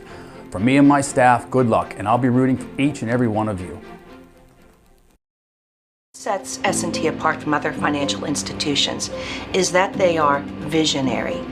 Now, we understand that it is partially about the numbers, but they know it's not just about the numbers. It's about the management team, it's about the strategic and business plan, it's about how the team is going to execute on that. In short, S&T gets it. Quite honestly, we couldn't have done it without S&T.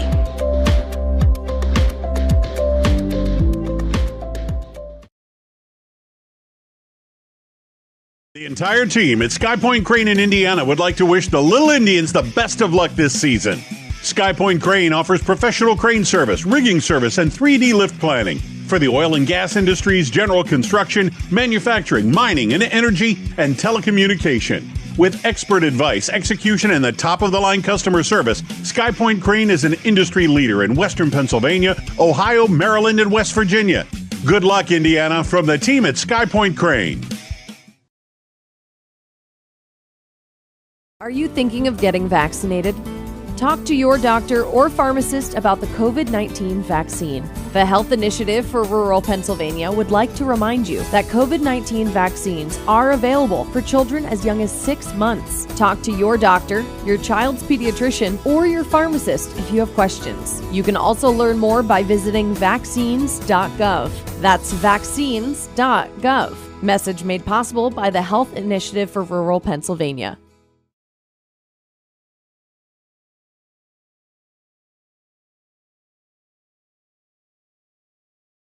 Every year, we go on a search for great snacks or treats. Children enjoy more than just candy on Halloween. The best sources of calcium are milk, yogurt, and cheese. Kids like us love string cheese because it's tasty and fun to pull, twist, and eat. And parents love string cheese because it's rich in calcium, whatever that is. So give us kids the fun and goodness we are looking for. Make it a very dairy Halloween. A message from Allied Milk Producers. The ARC of Indiana County, working with the ARC of PA to find solutions to improve the lives of those with disabilities. The COVID-19 Health Disparities Initiative focuses on finding solutions that save the lives of those that are in need and deliver results to increase health equity for all individuals with disabilities now and in the future. If you are interested in learning more about this initiative with the ARC of PA and the Pennsylvania Department of Health, please go to arcindiana.org or the arcpa.org for more information, paid for in part by the Pennsylvania Department of Health.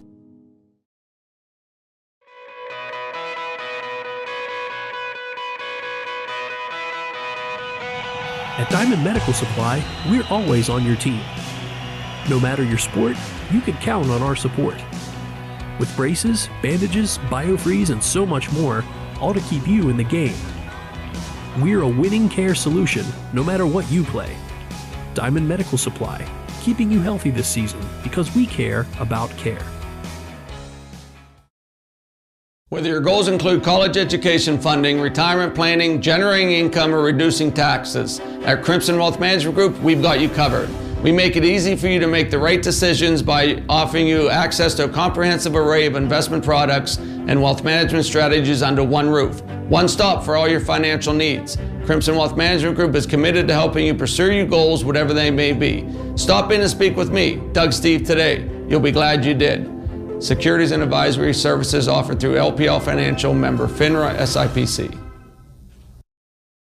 Luther Ford, one trusted name, two great locations. Right now at Luther Ford, order your new Ford and lock in 2.9% APR financing for 60 months, no matter when your new vehicle comes in. That's right, order your new vehicle now and your interest rate is locked in even if rates go up. Just stop in today and drive away in your new vehicle from Luther Ford. Luther Ford, two great locations, Homer City and Evansburg. Click on lutherford.com. The van hasn't returned your call? Chuck and a truck can't get there for 2 months? Stop dealing with fly-by-nighters and call a company that's fully capable for all your plumbing and heating needs. Joyce Plumbing, Heating and Air Conditioning Incorporated. Joyce Plumbing, Heating and Air Conditioning Incorporated is on call 24/7, 365 days a year. Visit us at joyceplumbing.com. That's joyceplumbing.com. Joyce Plumbing, Heating and Air Conditioning Incorporated, the best place in town to take a leak. PA 042115. Indiana High sports fans, Gooden Associates Insurance Agency is just like you. They support Indiana High sports too. They're also proud to live in Indiana, where they help families like yours with auto, home, life, business, and farm insurance. Don't drop the ball. Get the professional coaching you need to win at life. Call Gooden Associates Insurance Agency at 724-465-8887. And go Indiana High Little Indians. Nationwide is on your side. Nationwide Mutual Insurance Company and affiliates, Columbus, Ohio, subject to underwriting guidelines, review, and approval. Welcome back to the Indiana Total Therapy halftime show for our senior spotlight, brought to you by the White Township Recreation Complex and S&T Bank Arena, a proud supporter of Indiana County Athletics. Today I'm joined by senior Josh Scanlon. Josh, tell us what positions you play. I play outside linebacker, wide receiver, and long snapper. Okay. Being a long snapper, that's got to be a little precarious. You know, your head's down, you got to snap the ball. Even though they're not allowed to hit you, do you ever get hit? Sometimes I get off the line and I get hit by like a middle back or someone blitzing. Okay. Tell me about your family. Tell me about your parents. So my parents are Adam and Courtney. My father's in the National Guard and my mom's a stay-at-home mom. Do you have any brothers or sisters? I have 3 brothers, Matthew, Jedi, and Brody. Jedi, is that like the Star Wars Jedi, or where'd that come from? I have no clue, but I'm pretty sure it's from Star Wars. Okay. How long have you played football? I played for 3 years. Okay. What is your favorite football memory? Probably making playoffs last year. It was a fun time being a part of that team. Do you have a favorite athlete? Probably the scrum half for the French rugby team, Antoine Dupont. Okay. Rugby, are you a rugby player as well? Yes. Were you part of the state championship rugby team? Yes, I was. How did you enjoy that? Oh, it was so much fun. All right. Do you have a favorite movie? Saving Private Ryan. Okay. Do you have a favorite class in school? History class. What do you like about history? I don't know. I just find it interesting learning about how people did things in the past. Okay. Do you have any plans for after high school? I plan to attend college for physical therapy while going into a ROTC program to go into the military. Is there anyone you would like to thank? I'd want to thank my parents and my grandparents, my brothers for all supporting me, helping me practice, get better, and just being there, coming to the games. Josh, thank you for joining us tonight on Senior Spotlight, brought to you by the White Township Recreation Complex and the S&T Bank Arena. We will return with more of the Indiana Total Therapy halftime show after this. Entire team at Sky Point Crane in Indiana would like to wish the Little Indians the best of luck this season. Sky Point Crane offers professional crane service, rigging service, and 3D lift planning for the oil and gas industries, general construction, manufacturing, mining, and energy, and telecommunication. With expert advice, execution, and the top-of-the-line customer service, Sky Point Crane is an industry leader in Western Pennsylvania, Ohio, Maryland, and West Virginia. Good luck, Indiana, from the team at Sky Point Crane.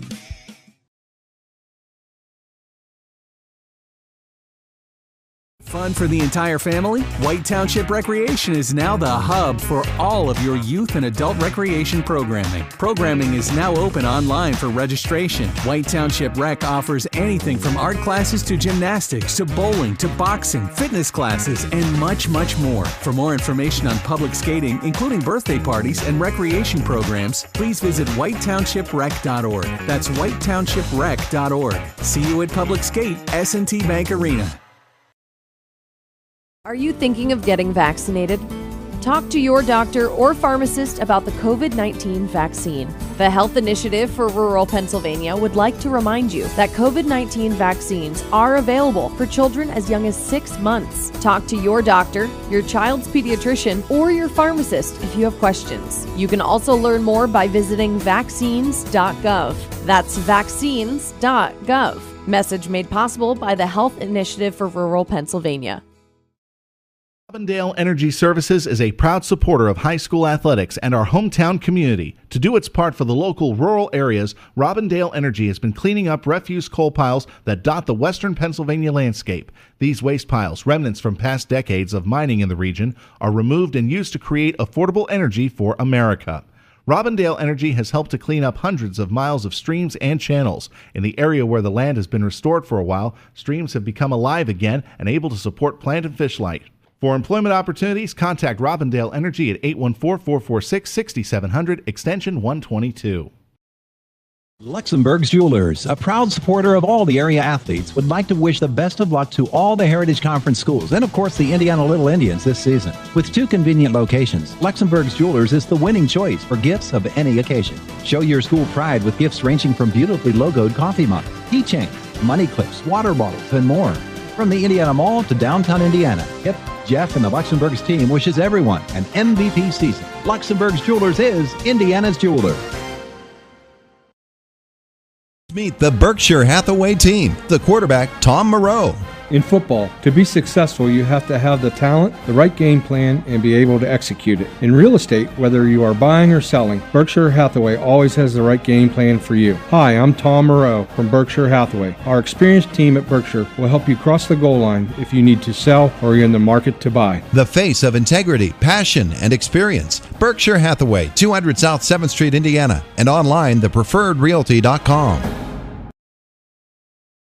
Contests involve strength, determination, and perseverance. The team at Beyond the Sunset Pet Crematory in Indiana understands the importance of those qualities and is proud to be a presenting sponsor of all the Lil Indians video broadcasts this year. The team at Beyond the Sunset can guide your family in creating a meaningful ceremony to honor the life and memory of a beloved pet. When you need help with this celebration, you can find them online at beyondthesunsetpets.com, helping families and friends honor their loved one. The Arc of Indiana County, working with the Arc of PA to find solutions to improve the lives of those with disabilities. The COVID-19 Health Disparities Initiative focuses on finding solutions that save the lives of those that are in need and deliver results to increase health equity for all individuals with disabilities now and in the future. If you are interested in learning more about this initiative with the Arc of PA and the Pennsylvania Department of Health, please go to arcindiana.org or thearcpa.org for more information, paid for in part by the Pennsylvania Department of Health. At IRMC, we have all of the necessary pieces in place to perform complex operations, including highly skilled and specially trained surgeons, their support team of experts, and advanced technology like the Da Vinci robotic surgical system. As a result, patients spend less time in the hospital, recover faster, and get treated close to home. So there's no reason to puzzle over where you should get your surgical care. The answer is right here at IRMC. The Indiana County Technology Center is now accepting enrollment in our adult education programs. The ICTC's adult education programs offer in-demand post-secondary programs tailored to empower student success. From cosmetology to welding and practical nursing, the ICTC has a program for everyone. Indiana County Technology Center, empowering tomorrow's workforce.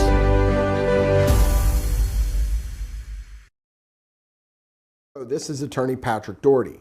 When playing sports, it's important to know the rules of the game. When faced with a legal challenge, you also need to know the rules of the game. Allow me to use my more than 20 years of experience to help you develop a game plan for your legal needs. Whether it's criminal, real estate, estate planning, or family law, my office is here to help. Contact us at 737 Water Street in downtown Indiana to ensure you know the rules of the game. Good luck this season from the Law Office of Patrick Doherty. One of the coolest new products in the market, or maybe looking for that unique Christmas present? Psst, it will cure your pain at the pump. SeaWorld Satellites is now offering the Go Express e-bike, made for the urban commuter and weekend adventurer, combining city cruising and all-terrain riding. From pavement to hills, streets to sand, take your Go Express bike to your next meeting or exploration. This e-bike can run up to 18 miles in electric mode. To look at or take a test ride, come to SeaWorld Satellites on Wayne Avenue in Indiana.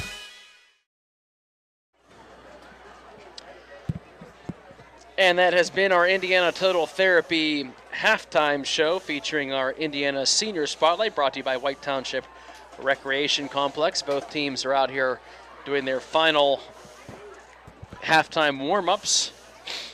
And Pat, I think you got some First Commonwealth quick stats brought to you by First Commonwealth Bank. Time to be first. Yeah, we do. I want to thank Zeke Thomas, who's with us tonight again, helping us. He's a 9th grader here at Indiana who's volunteering to keep stats for us, so thank you, Zeke. Big help. Yeah, huge help. Trevor Smith was 4 of 15 passing, 53 yards. The bugaboo were the 2 interceptions, a 1 pick 6. Rushing, Indiana really has not been able to get anything going. Trevor Smith's the leading rusher, 6 attempts, 8 yards. Otherwise, it's Garrison Doherty has 2 attempts, -2. Levi Porter, 5 attempts for 1. McFarland, 1 attempt, -1. Receiving, Liam McFarland has 2 receptions for 36 yards. Garrison Doherty has 1 reception for 13 yards. Indiana had 2 penalties for 17 yards. North Catholic, Saquette, 7 of 9 for 141 yards passing. Fennell, six carries, 9 yards and a touchdown. Number 8 is Arrington. He had 5 attempts, 24 yards. So, you know, they were able to get a little something, but not really much there either. Their leading receiver is number 2, and that is Gavin Commody, and he's got 2 receptions, 86 yards. North Catholic had 5 penalties for 27 yards, and they were big penalties, and they had the 1 fumble loss. So Indiana still -1 in the turnover battle, the 2 interceptions to the 1 fumble. But Indiana really, as I said, Mark, they're 1 play away from making this a game. North Catholic's going to get the ball first. Yes. Indiana's got to get a stop. Well, to me, Indiana's offense has to do something here in the second half. I mean, that's obvious, but I thought their defense stepped up big time in the first half. You know, they've made a couple of mistakes, which led to the 1 touchdown, but I thought overall their defense played pretty strong against this North Catholic team. But the offense really didn't show much of anything in that first half. I think they've got to find a way to get something moving. The ground attack ain't working, but you know, maybe if they can get the passing attack working and find a way to get into a bit of a rhythm, you know, like you said, 1 touchdown will make a difference. But you can't rely on your defense to keep making stops. Your offense has to carry their weight a little bit here too. I'd really like to see Indiana jump into like a 2-minute drill offense. Just try to get that ball quick, get up to the line, get moving. Just change the tempo. So here we go. Second half kickoff. We are underway. High kick down received about the 18-yard line by North Catholic. He's going to be hit and dropped at about the 23. So good coverage by the Did Indiana. that ball come loose? Well, the Indiana coaches seem to think that it did, but I didn't see a ball coming loose. Yep. The It officials did come loose, but the officials gave it back to North Catholic. So, Doug, were you able to see anything? You know what? I saw 2 Indiana players going in for it looked like a football, but I could not see the fumble from my angle. So, first down and 10 from the 26 for North Catholic. 2 receivers split to the left for the Trojans. One moving in motion, that is Fennell. The ball is going to be thrown across the middle, intercepted by Indiana. Indiana comes away with a big interception. That ball intended for, I believe, O'Hara across the middle, and Indiana, who was that who stepped in front? Trevor Smith jumped right in front. Beautiful interception by Trevor. Then he gets upfield and gets some positive yardage. Boy, Brady O'Hara, 6'6". He pointed to himself after that, but really, that ball was just thrown in a spot where Smith was able to make a tremendous play, and you could not ask for a better start for Indiana, Doug. No, exactly. And Trevor did. He read that quick 3-step drop by the quarterback, and he came right up. He knew the ball was almost like it was thrown to him. Trips right here for Indiana as they start the ball on the North Catholic 32. Ball is thrown, and now it's going to be intercepted. Ball well underthrown here for Indiana. That's going to be, I believe, Seamus Straub who's going to be taking it all the way down inside the 20-yard line, and that is exactly what you don't want to do if you're Indiana. Flag thrown well back here around the 45-yard line, but not sure where that ball was thrown, but it was just well I think it's going to come back on a crackback or a blindside block, I'm hoping. But Indiana had all the momentum, had the ball at the 32-yard line, and boy, I don't know if they ran the route wrong or if the ball was just well underthrown. Some pressure there, which really made the ball thrown quickly, but well off the mark. Yeah, that's what it was, a blindside block called against North Catholic. The turnover bug. Third pick of the night, third turnover on the night. And boy, right after Indiana gets one, they have to give one back. All right, so let's see. North Catholic is starting. So, very tough. No, on that play, too, 56 just read it, just like Trevor read his interception. 56 was just right there, and, he was thrown right at him. Yeah, I don't know if that was a bad read by Trevor, wrong route, whatever the case was. Ball not where it needed to be, and, again, Indiana's offense has got to find a way to get into that rhythm that we just haven't seen all night. So either way, the ball placed all the way back at the 30-yard line. North Catholic does have the football. They're going to hand it off to Jack Fennell, who's going to look for the edge. He does hit that edge, gets a couple of yards, going to pick up 3 or 4 on the first down carry. So that penalty did push it all the way back. That ball would have been placed near the red zone for North Catholic, but instead now, is there a timeout? There's a player down. Oh, injury. He popped up. That's Fennell hopping off, right? Looked like number 13. Yep.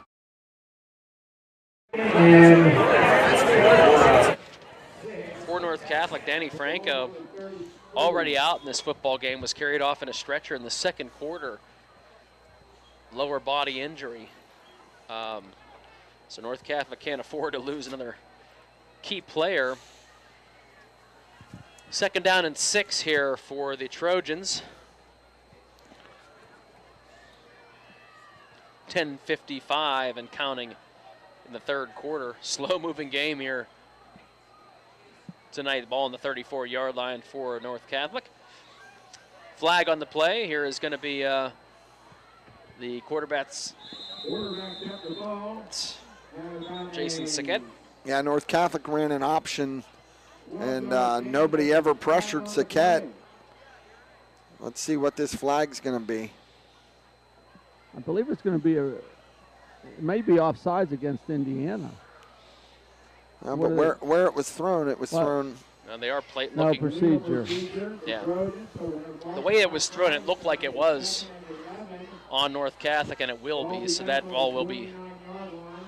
You know, one thing that I've noticed down in the field here, just since the second quarter, is, ball security for North Catholic, it seems like they do not really have good ball security. We've seen a few fumbles. Let's see if Indiana can capitalize again on tackling the football. Yeah, there have been a couple of times where Indiana has come away with the football and it had not been ruled a fumble. So we will have to keep our eye on that and see what happens. Second down and 11 now, the ball on the 29-yard line.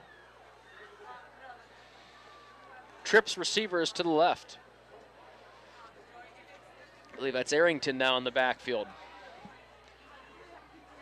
Back to pass. He's going to hit Arrington with a little screen, and I don't think that is Arrington. I think that's number 25. Is that Samir Ware? About a 5-6 yard pickup on the little swing pass to the running back. He's going to set up 3rd and 5. Well, they're going to move it even forward another yard. So, well. 3rd and 4 on the 36 now. Indiana tried to bring pressure off the backside, and they just threw a little swing pass out to the front side. Well-designed play on that call. Clock continues to roll. So ball on the 36-yard line on 3rd and 4. Trips receivers to the left. Here is Sackett, back to pass. He's looking, fires it across the middle. Open receiver, going to be caught for a first down. Nice looking pass to number 2, Gavin Commody. He was wide open across the middle as he made that cut. Had clear space between him and the defender. Easy first down. We alluded earlier about plays, and several plays have ended with no whistles at all. The referees will wave their hands to say the play is over. This is what it is, but there are no whistles. Huh, that's weird. It's almost like when they went to the electric whistles during COVID, huh? Yes. 1st and 10 from the 48-yard line. Here is Sackett in the shotgun formation. He is going to give it to Ware in the backfield. Good pressure up the middle for Indiana. They are going to stop him and meet him right near the original line of scrimmage. May lose a yard. If anything, he'll get back to the line of scrimmage, so it'll be... it looks like he lost a yard. 2nd down and 11. And again, good job by the Indiana defense. I'll tell you, they've moved Anthony Kowchuk to that other outside linebacker position where Levi Porter had been playing. And Anthony's done a nice job tonight. Porter dinged his shoulder a little bit last week in Hampton, so they're limiting him to just offense. Here is the give up the middle again, and Indiana there. Good sidestep by the running back, though. Fights his way forward across midfield into Indiana territory. He's going to be shy of the first down, but that was a nice-looking run by Ware, who was able to just make a little quick jump step around the defender because it looked like he was going to be stopped again near the line of scrimmage. But that's a nice run by the young running back. And Isaac Nygren again on that tackle. Samir Ware is a 6-foot, 155-pound junior. 3rd and 2. Give up the middle again. Indiana has him in the backfield, but he slips that tackle, and he's going to pick up a first down. Oh, Indiana was so close to dropping him for a loss again, but he was able to get through those tackles for a first. Yeah, they come on a blitz on the edge. Oh, Garrison had him wrapped and just missed him. Slowed him down, but just couldn't get him stopped. That would have been a big play for Indiana, but it's a 1st and 10. Kowchuk had a nice read as well. He got in the backfield, but Ware got out of his grasp pretty quickly, and Garrison just could not wrap him up. So the ball now down to the Indiana 41-yard line, 1st and 10 North Catholic, 7.5 minutes in the third. 14-0 Trojans. Trips to the left. Here is Saquette. He is back to pass. Under some pressure. Ball is popped loose. He is hit. Indiana's down. They get the football. Well, no, who does come up? Yeah, Indiana has it. Indiana does come away with the football. Indiana with 3 different defenders in the backfield. We'll see who hit them and who come with the football. Was that Kalchuk who hit him? It looks like got the fumble. It looks like, is that Evan Brocious that came off the edge? Looked like number 10 stripped the ball, and then Lou recovered it, I believe, number 8. Either way, just intense pressure by Indiana. And you're right, they just have not been protecting the football well, Pat. And that time it made them pay. Indiana now has the football at the North Catholic 36-yard line. We'll see if they can make something happen here. The give is going to be fake. Trevor Smith up the middle, has some running room, crosses the 25-yard line. First down, Indiana. Now they have to get something going. Great read by Trevor. Just a quarterback option and faked the handoff and just took it immediately up the middle, and that's the confidence. Haven't seen that a lot from Trevor, and seen a little more hesitation, and that's the first time tonight. Maybe that'll get him that confidence he needs. Indiana has to get the ball in the end zone on this drive. 6:49 and counting here in the third quarter. Indiana trails 14-0. 2 receivers split to the left. Now man in motion. Coming from left to right.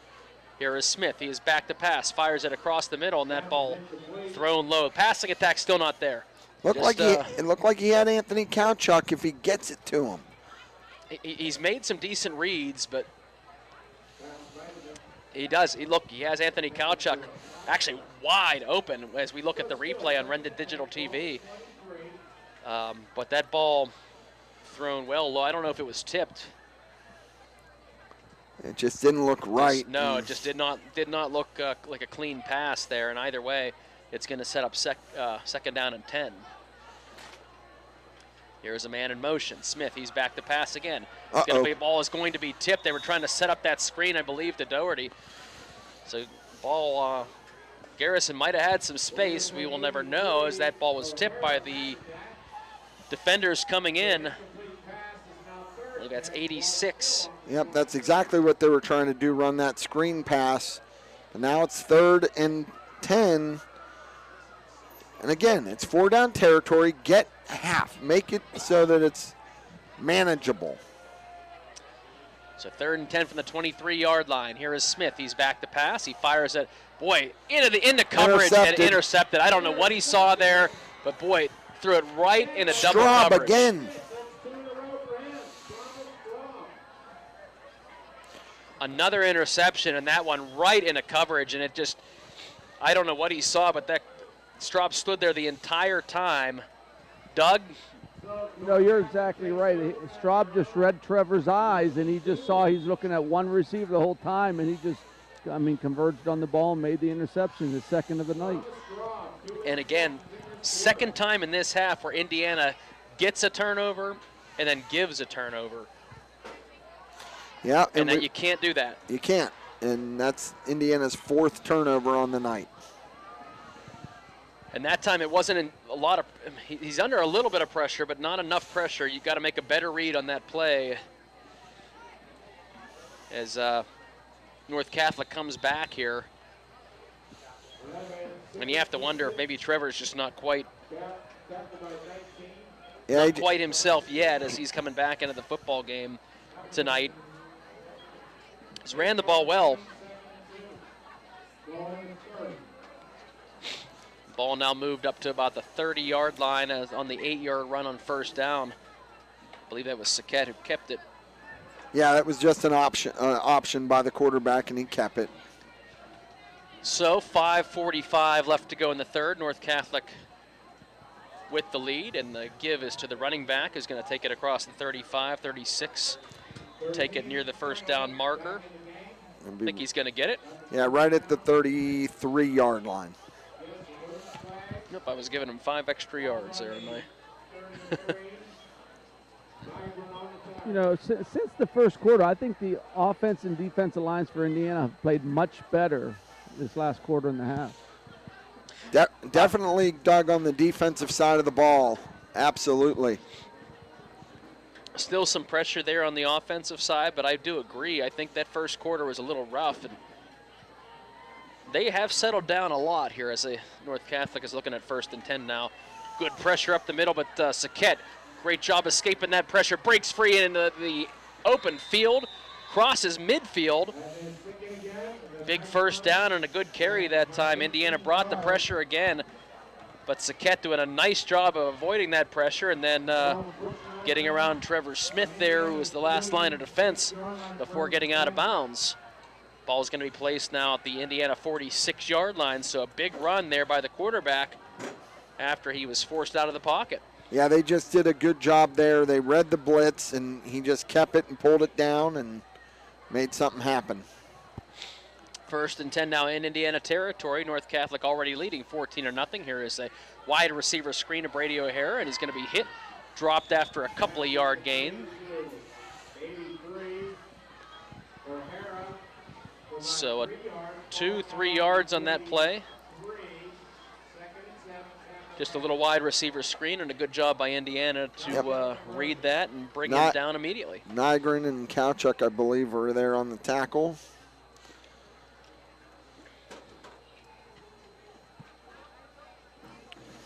Indiana's got to get a stop here, though. They cannot allow another score. 4:20 and counting here on the third quarter clock. Here's a pitch.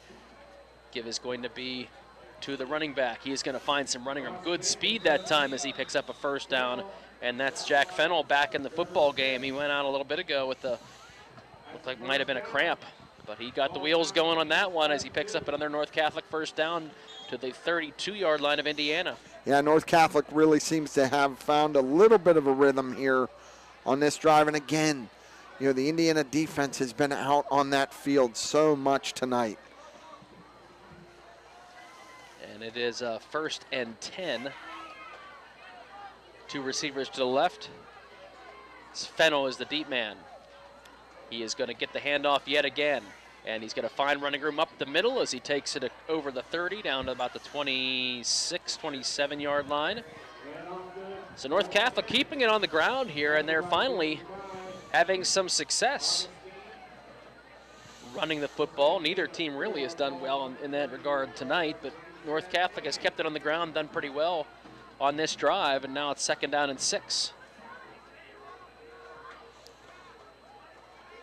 3:15, 14-0 North Catholic with the lead, but they are in Indiana territory, threatening again here. Here are trips receivers to the left. That's an empty backfield for Saquette. Keep your eye on number 13, Fennell, who's now going in motion left to right. Saquette, back to pass, quarterback draw. He's going to take it across the 30-yard line, across the 25 flag on the play. And it looks like a hold. So this one looks like it's going to come back. 65 just manhandled and tackled our defensive lineman. So you're saying Oliver Gibson had a little habeas corpus, Doug? Exactly, Doc. 2:49 on the clock here. Would have been close to a first down carry. Yeah, and what they did was they went empty, and it was a designed quarterback sweep. He just got outside. They moved Fennell over onto the edge and just got him out there, but that penalty is going to back him up. So what would have been maybe a first down, or at least close to it, is now going to be a 2nd and long. So this might be a 2nd and 18. Ball sits right at the 40. I feel a defensive touchdown here.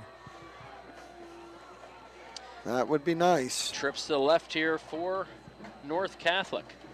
Here is Saquette, back to pass, under pressure. Swing pass, hits his receiver, dodges one tackle, and he's going to be into the open field. He's going to take it all the way into the end zone for the touchdown. That looks like the running back.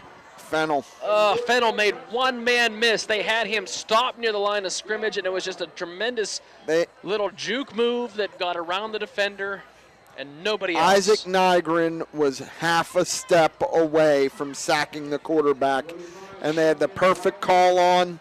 Nygren came up the middle on the blitz. He just dumped it out to Fennel, and he was off to the races. So a 40-yard pass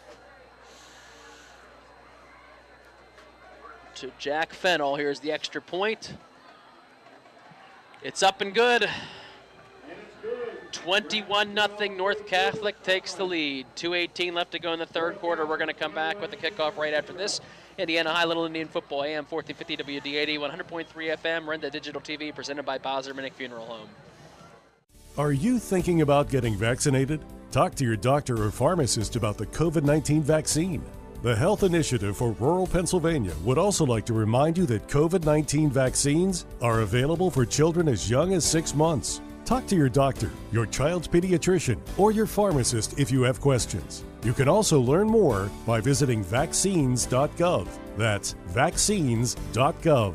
Message made possible by the Health Initiative for Rural Pennsylvania. Business happens here, and here, and here. At First Commonwealth, we believe that to be the best bank for the businesses that create strong communities, we need to understand the way they work, see their companies firsthand, meet them face to face, and build a relationship so we can help them build their business.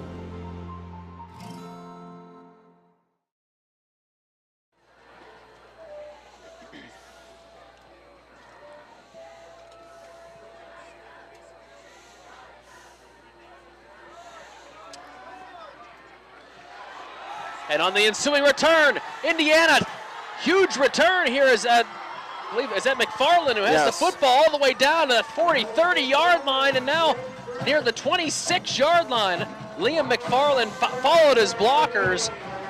And just when you think Indiana might be hanging their heads a bit, a huge kickoff return gives the Little Indians a little bit more life. Yeah, they tried to go to it with that short pooch kick, and Liam came up, caught it with a head of steam, and got it all the way down. They're going to mark it right at the 27-yard line. So that touchdown drive was 7 plays, 78 yards. The 40-yard swing pass to Jack Fennel made it 21-0. They're getting the kicking tee, so there's a little delay. Indiana has got to find a way to get some offensive points on the board here. 1st and 10 now from the 27-yard line. Here is Smith. He's back to pass. He finds the receiver. Gets a good first down carry for about 5 or 6 yards. Yeah, it looks like about a gain of 6. So an little out pattern that time. Good job by Mill. Good pass by Trevor. And that's what I'm saying, Mark. On first down, if you can complete that, that's just as good as a run. The quick passes might be a good way to go here to get this offense back in a rhythm. Good fake handoff here by Smith as he keeps it up the middle to near the 20-yard line, picks up another yard or 2. So he's going to set up a 3rd down and short. Indiana's going to need about a long 3 here, but again, 4 down territory. Minute and 30 left to go here. Indiana trailing 21-0. 3rd and 3 from the 21-yard line. Trips receivers to the left, receiver in motion. He is going to get the handoff, looking to try to find that edge as he crosses the 20. Finds some running room as he does get the first down. Getting out of bounds, and they're going to throw the flag. Levi Porter was able to get the edge.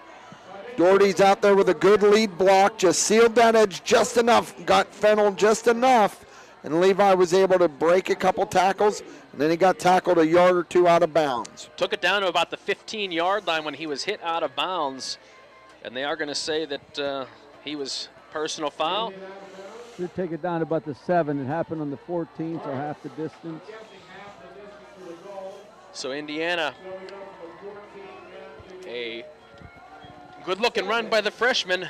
Levi Porter takes it down to the 14, and we'll see where they mark off the penalty yards. It looks like it will be down to about the 7. So Doug was correct. As if we ever doubted. Crimson Wealth Management, he can do that simple math. 2 running backs in the backfield. It is going to be given up the middle to Doherty, and again, nothing there. I mean, that defensive front up the middle has just completely sealed off any running lanes for the running backs. He might lose a yard or 2. Back to the 10. Oh, my. So he is knocked back at all. Had no chance. Yeah, I mean, whatsoever. As soon as Trevor handed him the ball, he was hit immediately. I mean, you got to slow down this rush. You cannot just let them go through. Same formation as you have both Doherty and Nygren in the backfield. Drop back to pass. Here's Smith. He fires it to Kalchuk. Intercepted in the corner of the end zone. The defensive back is running around a little bit, but boy, I think he wanted to try to do kind of a fade pattern, but the ball well underthrown. That was Fennell on the interception. Boy, he's doing it all right now. Yeah, and that drive killer. Another interception. Just not a great return night here for Trevor, unfortunately. He's at 5? 5 interceptions. Had him one-on-one.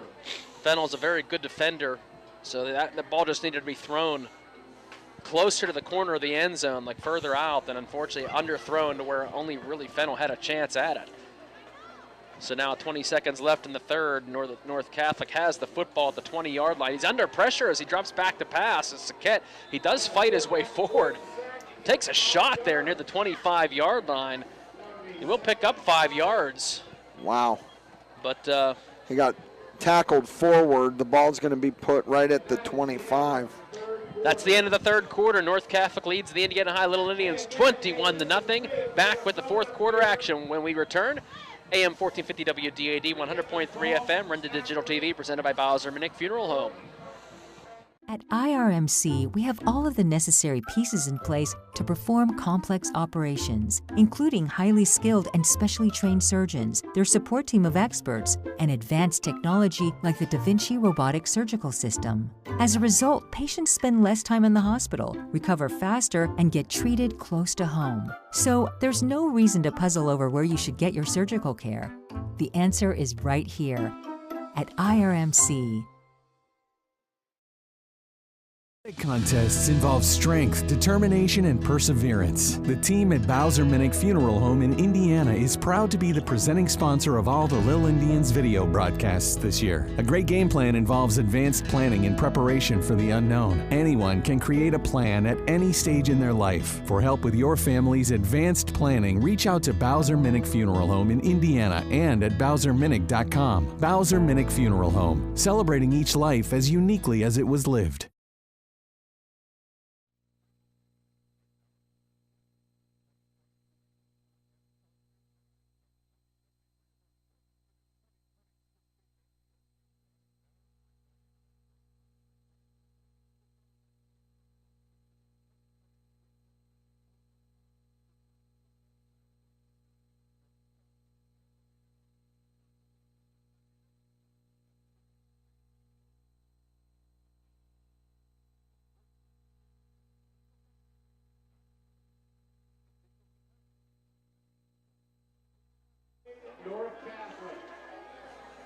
As we return, Arrington getting the handoff, looking like he's close to a first down, but the flag is in the play, so the ball is going to be moved back, I believe, on a holding call by North Catholic.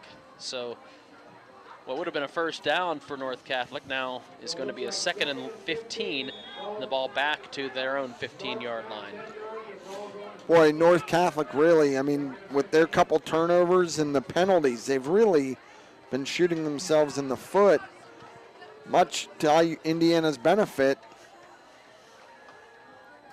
North Catholic has not done anything to really take the game over. They've No. had multiple opportunities and just have refused to do it. Here is Arrington, though, as he takes the football up the middle, still on his feet as he does get a first down this time, down to the 35-yard line. So the running attack now starting to get some pressure here for North Catholic, and they're going into a hurry-up offense. One lone setback. That's going to be Arrington again, gets the middle. Takes it around to the right-hand side this time as he picks up 3 or 4 yards. Boy, Trevor Smith came up from his safety spot and tried to go low, and Arrington just bounced off of it and was able to pick up 5 yards.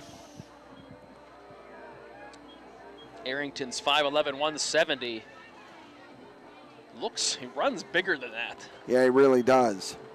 But second down and 5 now. The ball placed just inside the 40-yard line for North Catholic. Lone setback. Here is the quarterback option. Boy, they have Saquette in the backfield, and he doesn't have any room to pitch it at all. Great job by Indiana to hold on to that jersey. Alvin Liu did a nice job of stretching it out. He took the quarterback, and he made the tackle. He held on to that jersey and did so in a way that Saquette really couldn't pitch that ball back to Arrington. He had that option earlier, and then great job by Indiana to defend it. It's going to lose a couple of yards. Indiana has to get a third down stop here. Third down and 6. So this defense has made some big plays here tonight. They've been called on probably too much to do so. Ball back at the 39-yard line, and the give is going to be up the middle. Running with the football, taking it close to the first down marker. I think he may have it. It looks like they might mark him just short. I don't think he got there. He was a full yard short. It looked like he was turning and might have fallen forward, but I think they did knock his knee down. So you're up 21-0. What do you do here? Do you go for this and try to put it away? With the way Indiana's offense has been, if it's me, I just punt it away and let your defense do its job. But they are going to go for it here. 4th down and 1. Quarterback keeper up the middle. Push forward. He is going to get the first.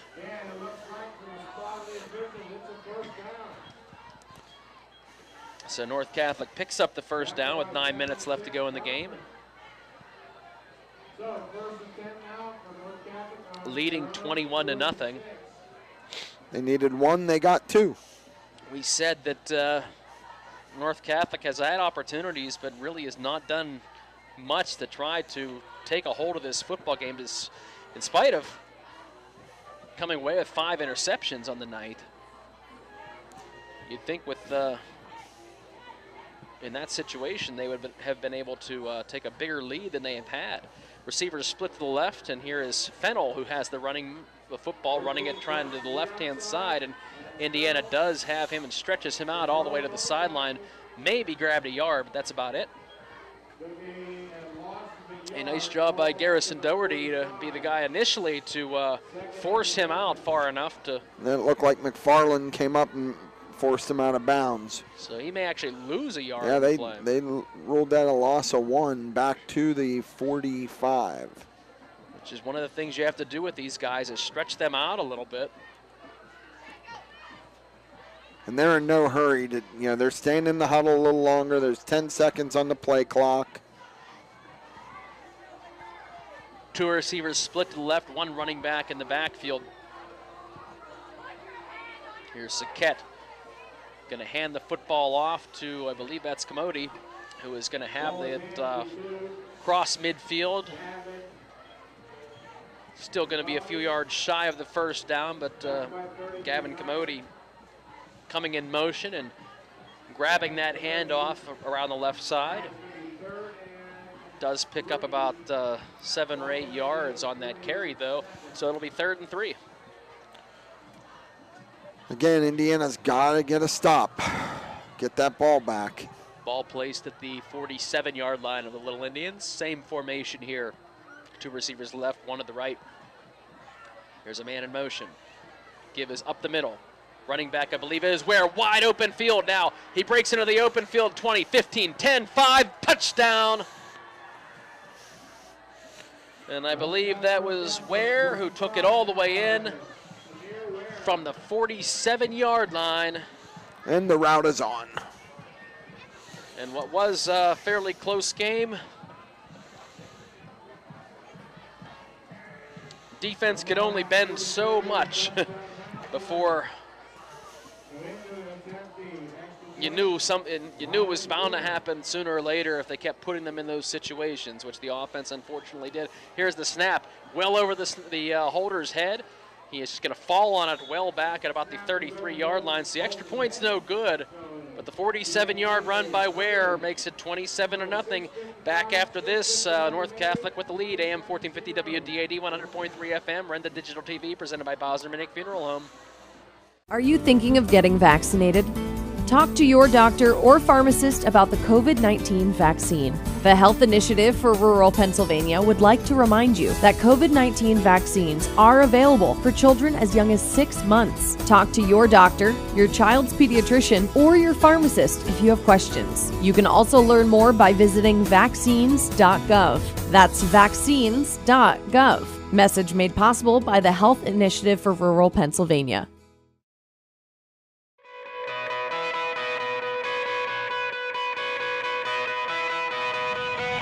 At Diamond Medical Supply, we're always on your team. No matter your sport, you can count on our support. With braces, bandages, biofreeze, and so much more, all to keep you in the game. We're a winning care solution, no matter what you play. Diamond Medical Supply, keeping you healthy this season because we care about care.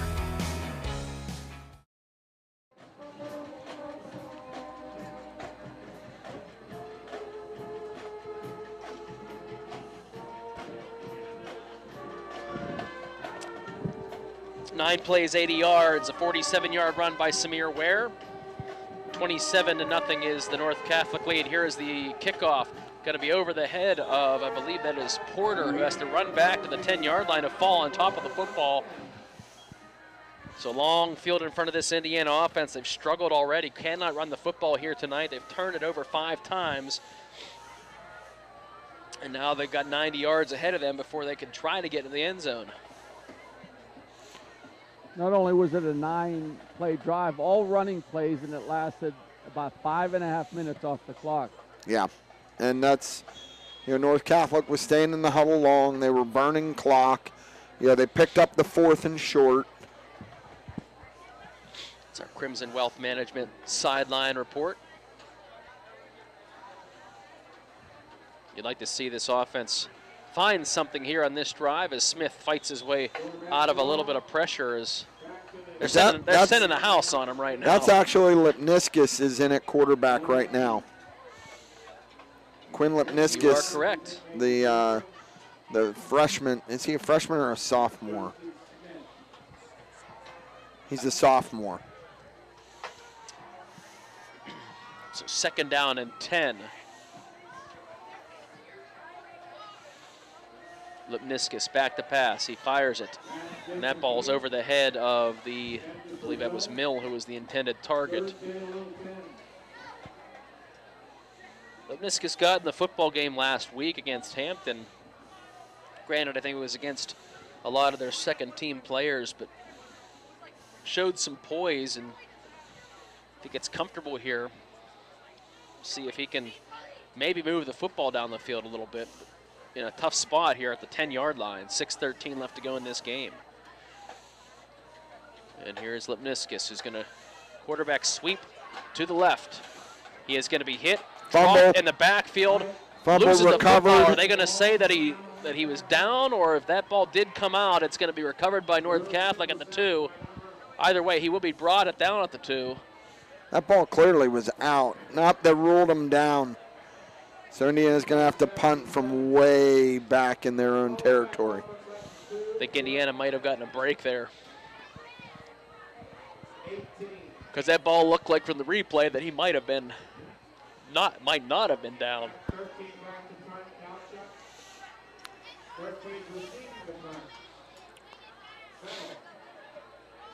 So Indiana will have to punt this one away from deep in their end zone. A quick kick does get the football off as it's going to be taken about the 32-yard line. I believe that's Fennell who avoids one tackle. He's still being chased as he gets down to the 25. So he will take it down to the... Good tackle by Rocco Cosentino in the punt coverage. But again, you're giving them now the ball on the 25-yard line. Well, this has been a story of the Indiana offense here tonight. You know, in my opinion, just the inability to move the football. No doubt about it. The defense kept them in the game, and they just couldn't. They had opportunities. Here's the handoff around the right-hand side. Oh, into the open field, and another touchdown by Arrington.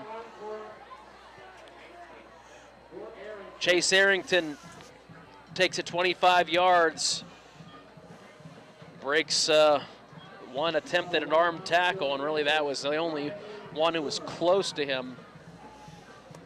So a 25-yard touchdown run. And we'll see, they are going to go for the field goal. So this won't be a mercy rule. And the extra point up and good. 34-0, North Catholic with a lead over Indiana. Back after this on an AM 1450 WDAD 100.3 FM and Renda Digital TV presented by Bowser Minnick Funeral Home. At IRMC, we have all of the necessary pieces in place to perform complex operations, including highly skilled and specially trained surgeons, their support team of experts, and advanced technology like the Da Vinci robotic surgical system. As a result, patients spend less time in the hospital, recover faster, and get treated close to home. So there's no reason to puzzle over where you should get your surgical care. The answer is right here at IRMC. The Indiana County Technology Center is now accepting enrollment in our adult education programs. The ICTC's adult education programs offer in-demand post-secondary programs tailored to empower student success. From cosmetology to welding and practical nursing, the ICTC has a program for everyone. Indiana County Technology Center, empowering tomorrow's workforce.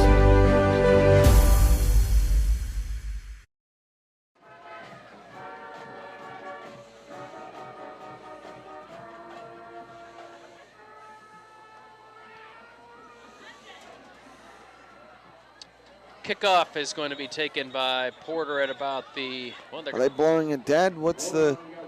Well, what happened there, I think the Indiana, one of the upbacks was like moving his hand like you got it in the back row, and the officials took it to be a fair catch signal. You've got to be kidding me. I mean, you know...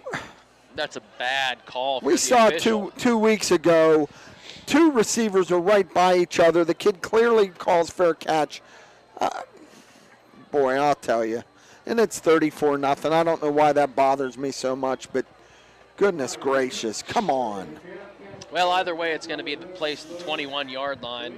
What was odd is that it wasn't even close to the young man who was kind of pointing back, and it looked nothing like a fair catch. But either way, Indiana has the football, 5 minutes to go, trailing 34-0.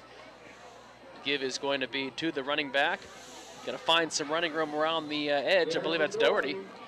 Takes the 29 near the 30-yard line, so he's going to come close to a first down here. About a 9-yard pickup on first down by Garrison.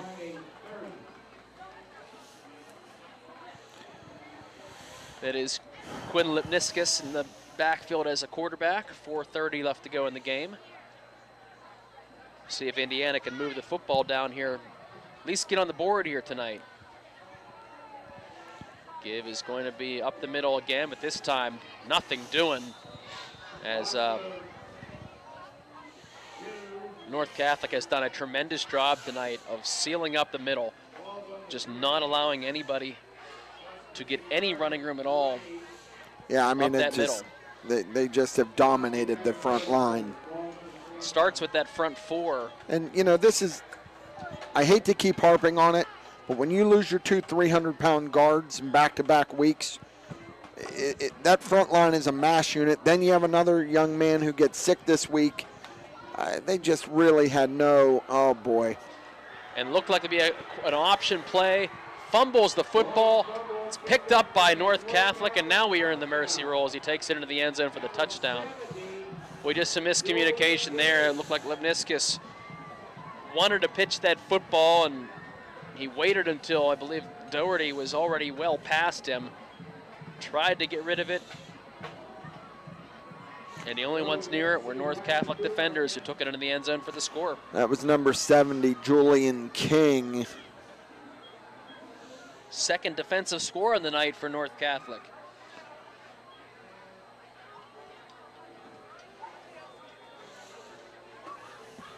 .338 left to go. 40-0. Here is the extra point attempt. It's up and it's good. 41-0 is our score. Back in 60 seconds after this on Indiana High Little Indian Football, AM 1450 WDAD, 100.3 FM, Renda Digital TV. The Arc of Indiana County, working with the Arc of PA to find solutions to improve the lives of those with disabilities. The COVID-19 Health Disparities Initiative focuses on finding solutions that save the lives of those that are in need and deliver results to increase health equity for all individuals with disabilities now and in the future. If you are interested in learning more about this initiative with the Arc of PA and the Pennsylvania Department of Health, please go to arcindiana.org or thearcpa.org for more information. Paid for in part by the Pennsylvania Department of Health. At all. Can't keep relying on your defense to make the play, though. 5 picks. Fumble. 6 turnovers.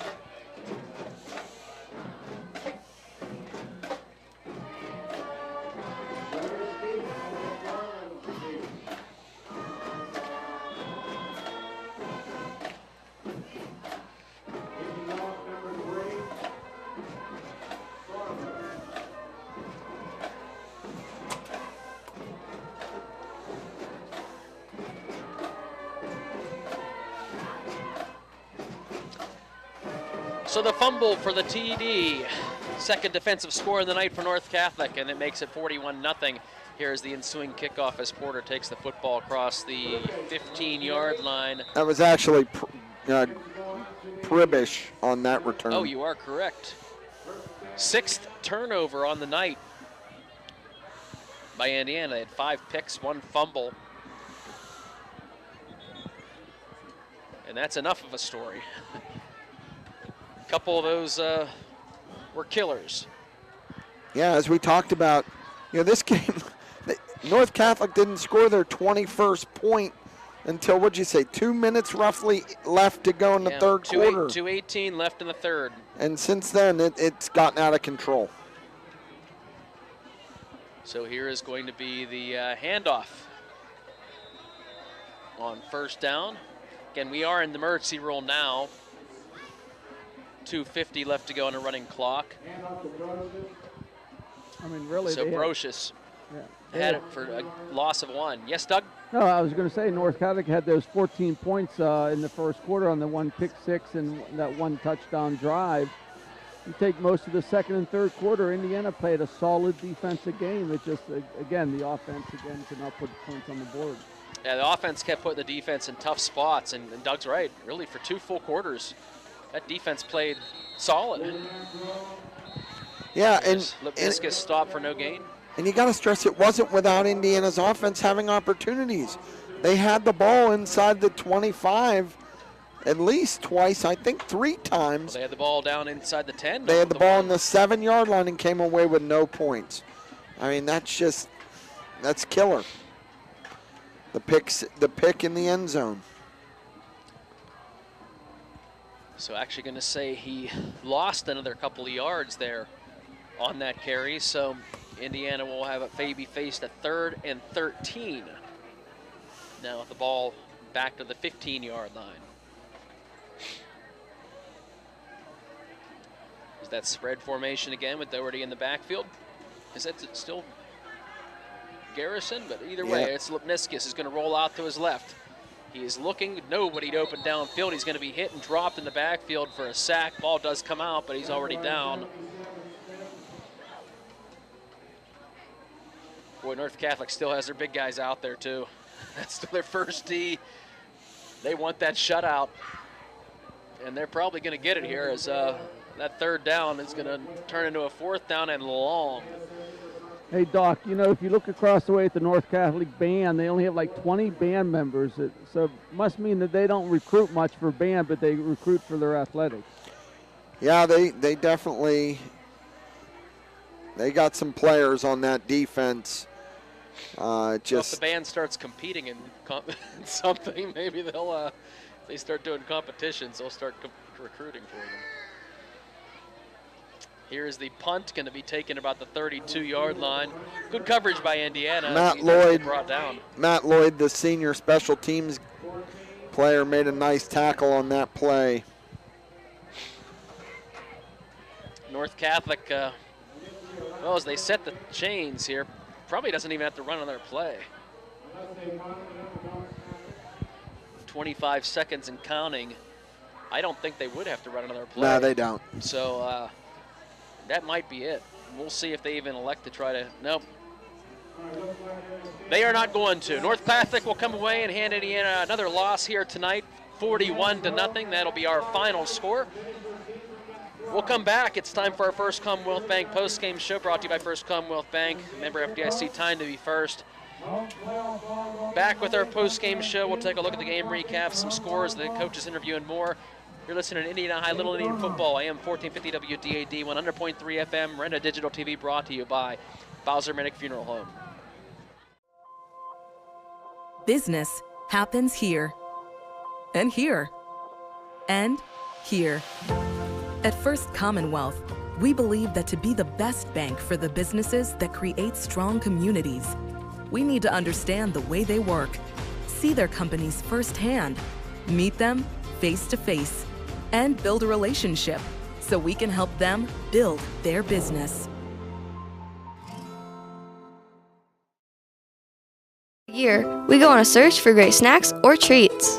Children enjoy more than just candy on Halloween. The best sources of calcium are milk, yogurt, and cheese. Kids like us love string cheese because it's tasty and fun to pull, twist, and eat. And parents love string cheese because it's rich in calcium, whatever that is. So give us kids the fun and goodness we are looking for. Make it a very dairy Halloween. A message from Allied Milk Producers. Recently voted Best Landscaping Company in Indiana County, Johnston Nursery Landscaping has been serving the area since 2002 in all phases of landscaping. J&L's primary focus is year-round property maintenance, driveway seal coating, excavation, and wholesale and retail Christmas tree sales. Let J&L take away the hassle of fall leaf cleanup and also help with those fall landscaping projects. It's a great time of year to work on those beautiful home projects. Check them out on Facebook, Johnston Nursery Landscaping. Fun for the entire family? White Township Recreation is now the hub for all of your youth and adult recreation programming. Programming is now open online for registration. White Township Rec offers anything from art classes to gymnastics to bowling to boxing, fitness classes, and much, much more. For more information on public skating, including birthday parties and recreation programs, please visit whitetownshiprec.org. That's whitetownshiprec.org. See you at Public Skate, S&T Bank Arena.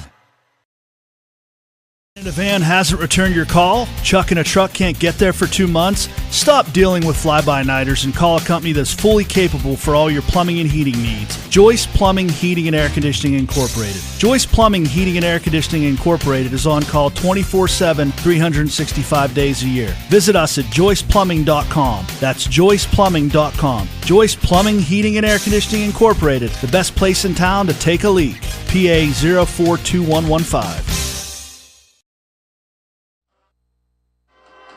Give us one sports booster and send it back. We'll do what Jack does, and we'll cross out those other 2 sports boosters there. So just give me one sports booster. We'll just eliminate those other 2 and send it back.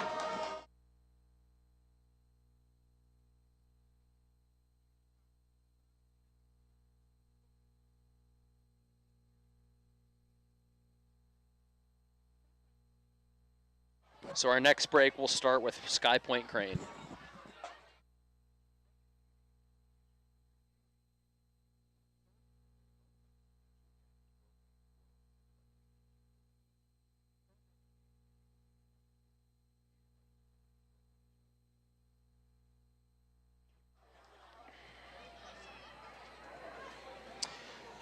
We're back at Andy Kosneski Field with North Catholic Trojans defeating the Indiana High Little Indians 41-0 tonight. 6 turnovers on the night for the Indiana High Little Indians, and their offense really struggled despite a pretty good effort by the defense, especially in the second and third quarter. So we are waiting to have Doug get Coach Wright down on the field. He's still talking with some of his players, but Indiana High, they got the football first. It was a pick 6 in the first possession that gave North Catholic a 7-0 lead. Late in that first quarter, Jack Fennell had a 3-yard touchdown run that made it 14-0, and then really a good defensive effort by Indiana.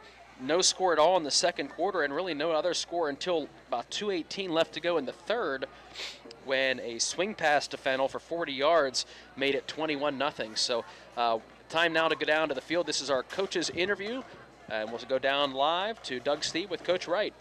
Okay, thank you, Mark. And Coach, not the scoreboard was not indicative of Indiana, even though coming on the short end 41-0. They had opportunities throughout the course of the game. Yeah, the defense made a lot of plays, created some turnovers. We had some interceptions, a couple fumbles that we were able to recover, and we try to be aggressive off of those plays and hit some plays downfield. They were pressing us very tightly in their coverage, and linebackers were coming downhill, and I liked our response to it. I like what we called, and I like what we schemed. We gotta learn how to make plays, and this is the first time I've mentioned this all year. We have a young group on defense when they had 3 seniors on the field. Same thing on offense. It's just a maturation process where we got to learn how to make some plays to hang with these teams in our conference.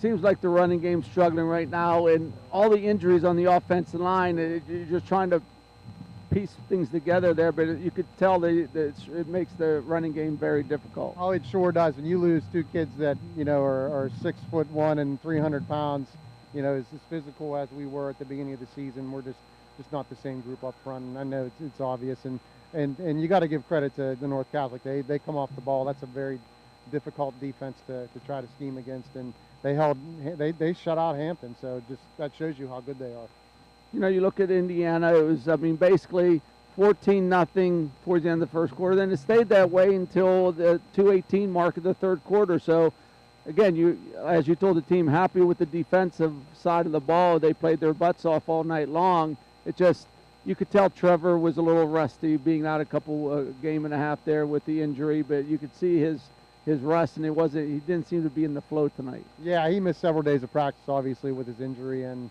you're going to have these nights as a quarterback. Every quarterback goes through, and you got to remember, Trevor really has only started 5 games in his career, and trying to orchestrate a brand new offense, it's very difficult to do. Next week, final home game, senior salute, senior night, and you told the team about setting the seniors off in style this week. Yeah, the expectation is we do everything we can to play competitive and get these guys a win on their last night, and something they'll be able to remember the rest of their lives. We can put that together for them. Okay, go get them next week. Okay, thanks, Doug. There you have it, head coach Brad Wright, and we'll send it back upstairs. Okay, thank you, Doug. We're going to step out now, and our First Commonwealth Bank post-game show will come back with a look at our First Commonwealth quick stats, recap a little bit more of this game, and have our Gooden Associates, good player of the game, all that and more. Coming up next in the First Commonwealth post-game show, you are listening to Indiana High Little Indian football as the Little Indians fall to North Catholic 41-0 tonight. AM 1450 WDAD, 100.3 FM, and Renda Digital TV presented by Bowser Minnick Funeral Home. Are you thinking about getting vaccinated? Talk to your doctor or pharmacist about the COVID-19 vaccine. The Health Initiative for Rural Pennsylvania would also like to remind you that COVID-19 vaccines are available for children as young as 6 months. Talk to your doctor, your child's pediatrician, or your pharmacist if you have questions. You can also learn more by visiting vaccines.gov. That's vaccines.gov. Message made possible by the Health Initiative for Rural Pennsylvania. The Indiana County Technology Center is now accepting enrollment in our adult education programs. The ICTC's adult education programs offer in-demand post-secondary programs tailored to empower student success. From cosmetology to welding and practical nursing, the ICTC has a program for everyone. Indiana County Technology Center, empowering tomorrow's workforce. Athletic contests involve strength, determination, and perseverance. The team at Bowser Minnick Funeral Home in Indiana is proud to be the presenting sponsor of all the Lil Indians video broadcasts this year. A great game plan involves advanced planning and preparation for the unknown. Anyone can create a plan at any stage in their life. For help with your family's advanced planning, reach out to Bowser Minnick Funeral Home in Indiana and at BowserMinnick.com. Bowser Minnick Funeral Home, celebrating each life as uniquely as it was lived. One of the coolest new products in the market, or maybe looking for that unique Christmas present? Psst, it will cure your pain at the pump. SeaWorld Satellites is now offering the Go Express e-bike, made for the urban commuter and weekend adventure, combining city cruising and all-terrain riding. From pavement to hills, streets to sand, take your Go Express bike to your next meeting or exploration. This e-bike can run up to 18 miles in electric mode. To look at or take a test ride, come to SeaWorld Satellites on Wayne Avenue in Indiana. Can you imagine not being allowed to play the sports you love? That was the reality 50 years ago for many young women. Thanks to Title IX and the efforts of those who wanted to participate, there are now more than 3.5 million athletes participating in girls' high school sports.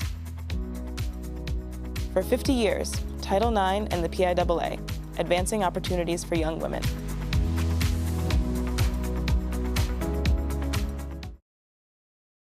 This is attorney Patrick Doherty. When playing sports, it's important to know the rules of the game. When faced with a legal challenge, you also need to know the rules of the game. Allow me to use my more than 20 years of experience to help you develop a game plan for your legal needs. Whether it's criminal, real estate, estate planning, or family law, my office is here to help. Contact us at 737 Water Street in downtown Indiana to ensure you know the rules of the game. Good luck this season from the Law Office of Patrick Doherty. Whether your goals include college education funding, retirement planning, generating income, or reducing taxes, at Crimson Wealth Management Group, we've got you covered. We make it easy for you to make the right decisions by offering you access to a comprehensive array of investment products and wealth management strategies under one roof. One stop for all your financial needs. Crimson Wealth Management Group is committed to helping you pursue your goals, whatever they may be. Stop in and speak with me, Doug Steve, today. You'll be glad you did. Securities and advisory services offered through LPL Financial, member FINRA SIPC. Here tonight from Andy Kosneski Field, the Indiana High Little Indians fall to the North Catholic Trojans 41-0. So it was kind of a theme of the game. We talked as we're rejoined by Doug Steve here in the booth, but really I thought the Indiana defense, despite giving up 41 points, played very strong. And the second and third quarter, I mean, a number of things could have happened differently that would have changed the game, but it was 14-0 for an awfully long time in this football game, and one or two plays, it really could have been a different game. I don't think 41-0 may have been indicative of the way that it was, and that's not just saying that because we were broadcasting for Indiana. I really thought that there were a couple plays that could have been made where this one could have gone potentially the other way or at least been a lot closer. Indiana had the ball in the red zone, opportunities to score to cut it to a one-score lead. They weren't able to do it. They had the ball down inside the 7-yard line, weren't able to come away and threw an interception. The key right tonight, the turnovers. I mean, 5 interceptions, a fumble return for a touchdown, a pick six return for a touchdown. So, yeah, and then, you know, you're putting your defense in a tough situation to make plays, and they were able to for 3 quarters, and it just got away from them because they weren't able to sustain anything on offense, and you just keep putting them out there on a short field, and it was a tough recipe tonight. And take nothing away from North Catholic. Their front was really dominant. I mean, they were truly dominant. Shut down the run on the defense. Really, and, I mean, Indiana could not run the football at all. It's what we've seen the last several weeks here. And, you know, they don't have an answer for it. And, you know, that's what's frustrating is that you just can't get anything going offensively and sustain a drive. And now, you know, I don't know. It's frustrating. It is, and there's just no rhythm. And I think the type of offense so far we've seen from Indiana, I don't think it's the way that Coach Wright wants to run it, is more of a big play offense right now instead of a sustaining drive, you know, ball consuming, take 4, 5, 6 minutes off the clock. A lot of their touchdowns this year have come on 2, 3, 4 plays in a minute, minute and a half, 2 minutes. But you know, you look at the defense, that second and third quarter, that might be as well as a unit that this defense has played all season long for those 2 quarters. And not just one person, it was a total team defensive effort there, those 2 quarters. Then it just fell apart. They got tired and just playing both sides of the ball. But, I mean, you do see some bright spots, but, you know, this is the key this week, the last week. And you want these seniors to go out on a high note next week. It's going to be tough with Plum. But it all goes back to, you know, they have to have a great week preparation and practice, and the kids have to get there to be at practice. They got to get healthy. Yeah. They got to get healthy. Yeah. You had some kids sick this week. I know Coach Wright, not an excuse, but on Tuesday I think they had 22 or 23 kids at practice. And that's half your team. Half your team out with injury or illness. Yeah. It's very hard. And to credit Coach Wright, not once this year has he really made an excuse about injuries and I mean illnesses or whatever. Hey, it's who you have that week, but I know it gets frustrating when you can't prepare properly because you don't have the kids at practice that you're going to need in the game. Yeah. Well, our Gooden Associates player of the game, our good player of the game. I got to go with Alvin Liu tonight. Alvin Liu made some really nice plays. He recovered a fumble, had a couple tackles for loss. You know, he's had some really good games for the Little Indians this year, and you know, do you have any quibble with that? No, there was no doubt about that's who I would have said. And you know, they defensive unit played well, like I said, for those 2 quarters. But Alvin Liu stood out among the defensive front that way. Yeah. So Alvin Liu will be our Gooden Associates good player of the game. We'll come back and wrap this one up on our first Commonwealth postgame show. Indiana falls to North Catholic 41-0 tonight. You're listening to Indiana High Little Indian Football AM 1450 WDAD 100.3 FM and Renda Digital TV presented by Bowser Minnick Funeral Home. Athletic contests involve strength, determination, and perseverance. The team at Bowser Minnick Funeral Home in Indiana is proud to be the presenting sponsor of all the Little Indians video broadcasts this year. A great game plan involves advanced planning and preparation for the unknown. Anyone can create a plan at any stage in their life. For help with your family's advanced planning, reach out to Bowser Minnick Funeral Home in Indiana and at BowserMinnick.com. Bowser Minnick Funeral Home, celebrating each life as uniquely as it was lived.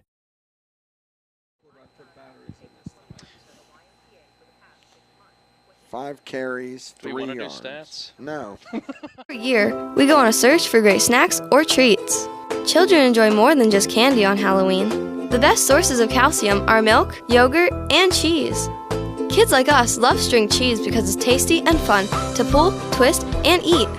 And parents love string cheese because it's rich in calcium, whatever that is. So give us kids the fun and goodness we are looking for. Make it a very dairy Halloween. A message from Allied Milk Producers. Are you thinking about getting vaccinated? Talk to your doctor or pharmacist about the COVID-19 vaccine. The Health Initiative for Rural Pennsylvania would also like to remind you that COVID-19 vaccines are available for children as young as 6 months. Talk to your doctor, your child's pediatrician, or your pharmacist if you have questions. You can also learn more by visiting vaccines.gov. That's vaccines.gov. Message made possible by the Health Initiative for Rural Pennsylvania. North Catholic 41-0, not what we were hoping for in this football game. But, I mean, good signs from the defense. I thought that's the one good takeaway. And then next week, it got senior night here against Plum. Should have a good crowd here ready to go, and I'm sure the fans will be riled up and wanting to send this team off on the right note. Good week of practice. Let's hope we get similar things that we saw tonight from the defense. Maybe the offense starts to click a little bit and shake off a little bit of that rust and see what happens here last game of the year. That's right. You get 10 opportunities. They have 1 left, so make the most of it. Well, we appreciate all the help. Doug Steve doing our sideline reports, Pat Doherty. Big thanks to Garrett. It is a board op appreciation night tonight, Yep, so we thank do you, appreciate Garrett. all the work that Garrett and all of our board ops back at the station do every night we have these games. So appreciate all of his hard work and everybody on Rented Digital TV, including Andy Hart, bringing this one to you on video tonight. So for the entire crew, this is Mark Hilliard saying we hope you have a good night, and we'll see you next week as Indiana takes on Plum. But tonight the Little Indians fall to North Catholic 41-0 from Andy Kosneski Field. Good night, everybody.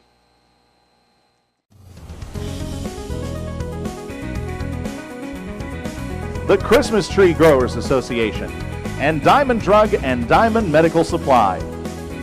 And another round of applause for the Sue Hewitt Dance Studio, ladies and gentlemen. They did a great job. Let's show them our support. Then with the other two guys had to come into the first practice for Quentin. Here's the snap. It's high. The kick is good! And they have won the game. And they burst onto the field, and pandemonium reigns out here at Andy Kosneski Field in double OT. Okay, we're going to get... I got a little wet there, guys. I'll get Redinger. Waiting the shotgun snap from Succiarelli. He hands it off to Hill. He's into the end zone easily. And